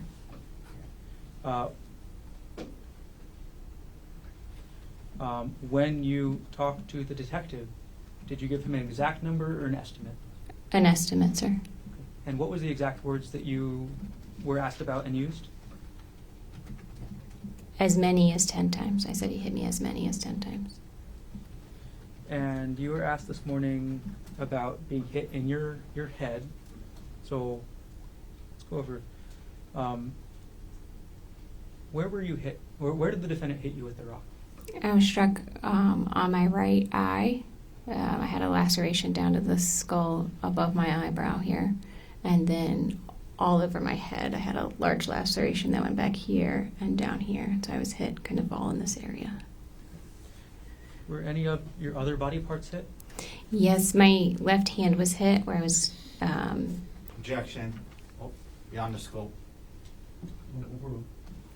my left hand was hit where I was blocking my face from the rock, and so I had a distal fracture, which is basically like the end of the I'm going thumb. to pause you there. Sure. Um, Okay. Okay. So, and again, can you demonstrate where your left hand was when the defendant struck your left hand? It was in front of my face.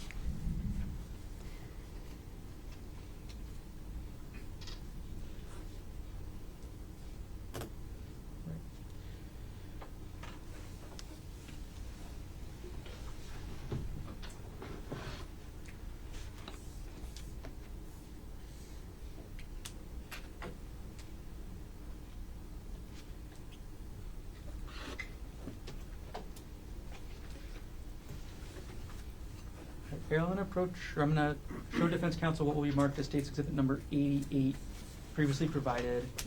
I'm going to ask to approach.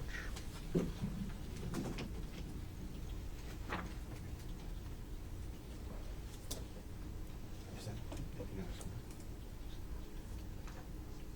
Oh, okay. Okay. May I approach? Yes. Sorry, what number is that? State's 88.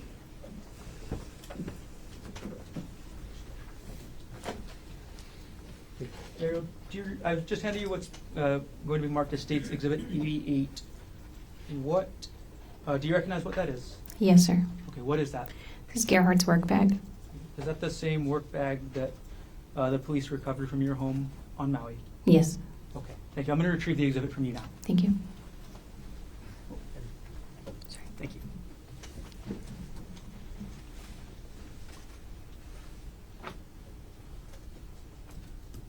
All right, my next section of questions has quite a few follow-ups, Arielle. The bank accounts. Okay, you were asked about withdrawing money from a bank account. Approximately how much money did you withdraw? It's about $123,000, I believe. And why did you withdraw that money? Withdrew it so that I could continue to pay bills to keep my kids in their house, as we talked about previously. And how did you withdraw that money, like the mechanics of how? As discussed before, I created a bank account online and moved the money. Okay. Did you log in through the defendant's account to do so? No, sir. Whose account did you log into to move that money? My account.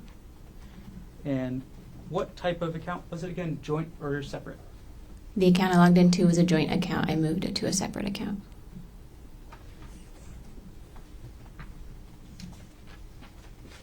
And what did you spend the money on? I spent the money on a mortgage. Should I talk through like approximate values?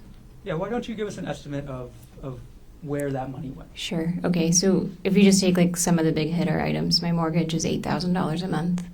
My HOA is just over $300 a month. I have a car payment that's just under $400 a month. I have a solar loan on the house that's about $800 a month. So that's $9,500 roughly. And then I pay about $4,000 a month in childcare for my youngest. So that's $13,500 a month. So in 10 months, that's $135,000. Okay. Now, you were asked about a loan that you paid back. Can you explain that? Yes, Gerhardt and I had previously taken a loan from my parents, a personal loan, to pay back costs associated with a home construction project we did in Pittsburgh. And so it was kind of a long-standing loan from them. And at the time, I wasn't sure what was going to happen financially, and I wanted to make sure that their retirement wasn't going to be impacted by this. Okay, when you say at the time. Right after the attack and everything. And did you settle any other debts?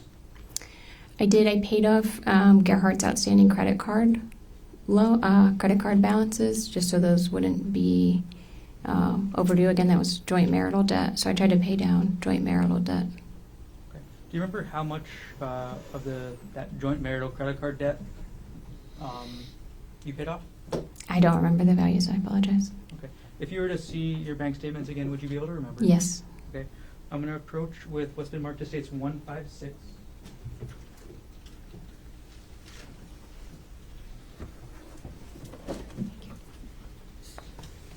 Okay, Arielle, could you take a look through State's Exhibit 156 to refresh your memory on how much of the defendant's credit card debt you paid off?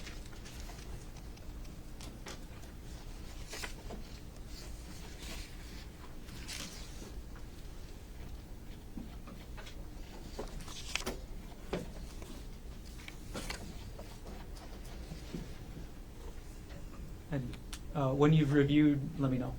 Sure.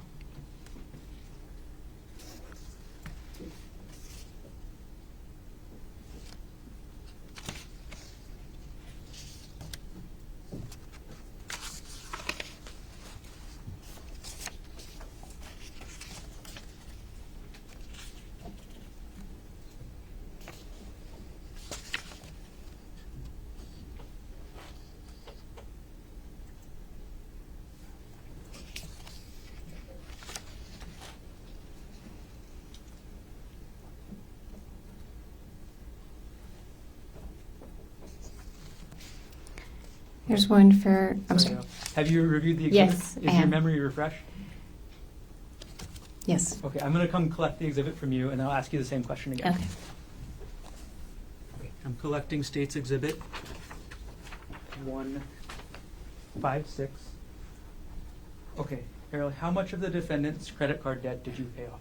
There's approximately $5,000. And just for the sake of completeness, at least I think one of those credit cards I was an authorized user on, so I don't want us to mischaracterize it and say it was his. Okay, is that why you considered it joint marital? Yes. Got it. Okay. Last section of questions. The divorce, Arielle. You were asked about a motion to set trial for divorce. Is that right? Yes, sir. And you were asked about your request for full custody of the children. Yes. Why did you request full custody of the children? They're in my care now, and we had a hearing last year sometime, and a judge ruled that I should have sole temporary custody. The temporary. Sure. And on that motion, and you testified this morning, you actually reviewed the motion to set you were asked about? Yes, sir. Okay. In the section on page 11 of 28, or bait stamp 758, did that state, upon conclusion of the criminal trial against father, this matter may be readdressed when discussing physical custody of the children? Yes, sir. Okay, so do you intend to have physical custody of the children forever? I intend to work through the courts to determine that. And with regards to your request for the house and the retirement accounts, why did you request those? The house also comes with a mortgage against it, so I basically requested that I have kind of the current state of things in Maui. So it's a house with a mortgage and a solar loan. Again, to try to keep my children in a stable environment. That's the house that they're used to living in, and the school district that they're used to, and the neighborhood they're used to. And then the split of the retirement account was, again, based on discussions with my divorce attorney and what would be reasonable in lieu of any kind of child support. I'm sorry? I thought we were getting to hearsay, but that's fine. Okay.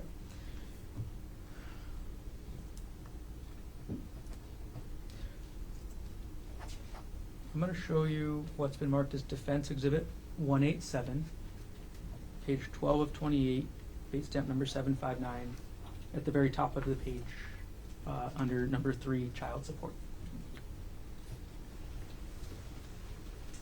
I've had to use states or Defense 187. Could you review that paragraph at the top of the page? Yes. Okay, have you reviewed the paragraph? Yes. Okay, okay, I'm going to retrieve the exhibit from you now. Okay.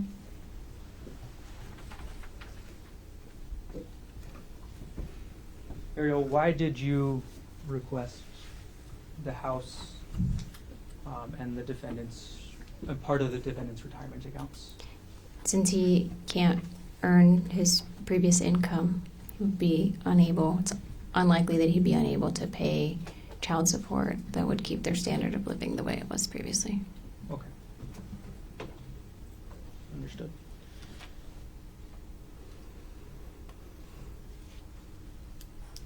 Last things.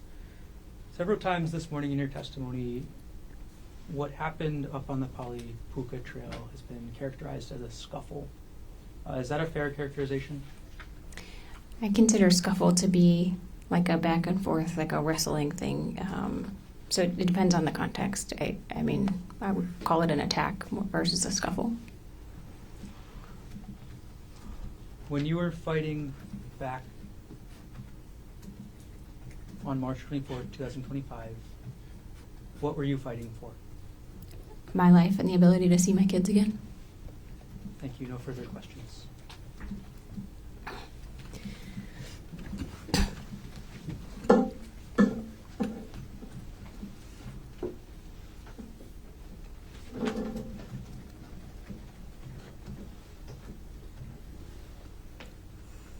Mr. Otake, recross based on what else on redirect. Thank you. You were being asked about the motion in the divorce case and why you were seeking child support, or why you were seeking the house in his retirement, and you said because he can't earn his same income. And what you wrote in, what was written in the report is that because he's incarcerated, correct? Yes, sir. Because of this case, because he's incarcerated and he can't earn his income, you guys in the divorce case are using that to say you should get the house and his retirement, yes? Yes, sir. You indicated when you were asked about physical custody, prosecutor pointed out that you have temporary physical custody, you're seeking physical custody, but it was written in that motion, upon conclusion of the criminal trial against father, this matter may be readdressed, correct? Yes, sir. Meaning you understand if he's found not guilty, it can be readdressed and he can try to get physical custody of the kids, right?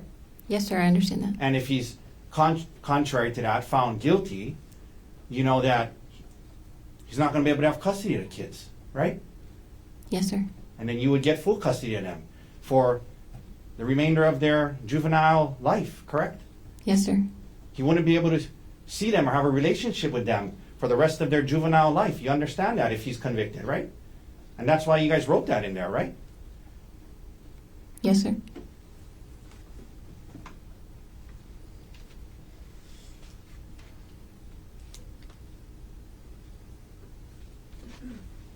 Because of him being incarcerated. You wouldn't be able to see them, or you wouldn't be able to have custody of them till they're adults. Cumulative. Sustained.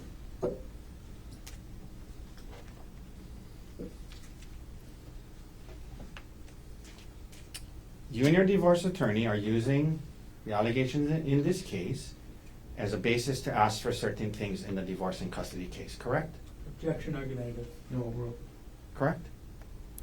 Yes, in certain cases where it's applicable. You were asked about this idea again about it being an emotional affair, emotional infidelity, and that's how you and Gerhardt talked about it and described it, correct? Yes, sir. When the detective asked you the question, well, did you have an affair? You said no, correct? That's correct, sir. You didn't say, well, sir, we didn't have sex, but we've been talking about it as an emotional affair. You could have said that, but you didn't, correct? That's correct. I did not say that. You described it to the detective as some flirty text messages, correct? That's correct. That's what it was. To this day, in front of this jury, that's how you're still describing it. Just some flirty text messages, correct? That's correct, sir. You were asked about Gerhardt wanting to have access to your phone in the weeks following the discovery of your flirty text messages, correct? Yes, sir. And I asked you this earlier, but you understood that the audiobooks you were listening to by these professionals discussed that, giving up privacy, giving access to your phone to help him start to try to trust you again. That's what the audiobook said, right? Yes, sir. when he left you on the trail, there was nothing stopping you from going back to the car, correct? You could have walked back to the car, the quarter mile away, right? I wouldn't have done that. Well, I'm just saying, was there anything stopping you from doing that? Nothing was physically stopping me from doing that. The expectation with Gerhardt was not that I was going to leave That's him what there. I mean. You're right. There was nothing physical. physically stopping me from going back to the car. You're right. And let's talk about what was in your expectation in your head and not others, okay? Because when he got back, whatever you think he meant, the words that he used were, "Oh, you're still here," right? Yes, sir.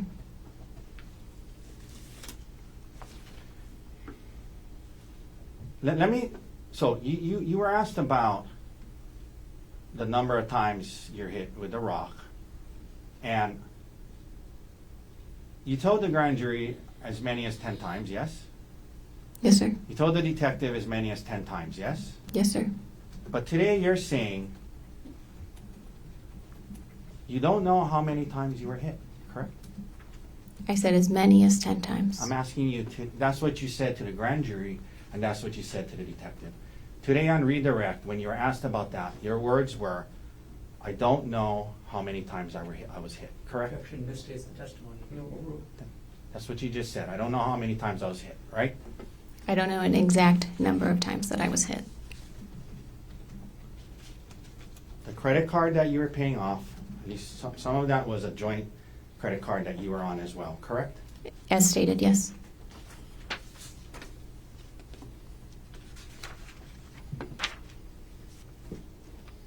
Thank you, ma'am. No further questions. Thanks, sir. Any other questions? No, thank you. Ms. Konig, thank you very much for being here. You can sit down. Again, watch that first time. Thank you, Your Honor.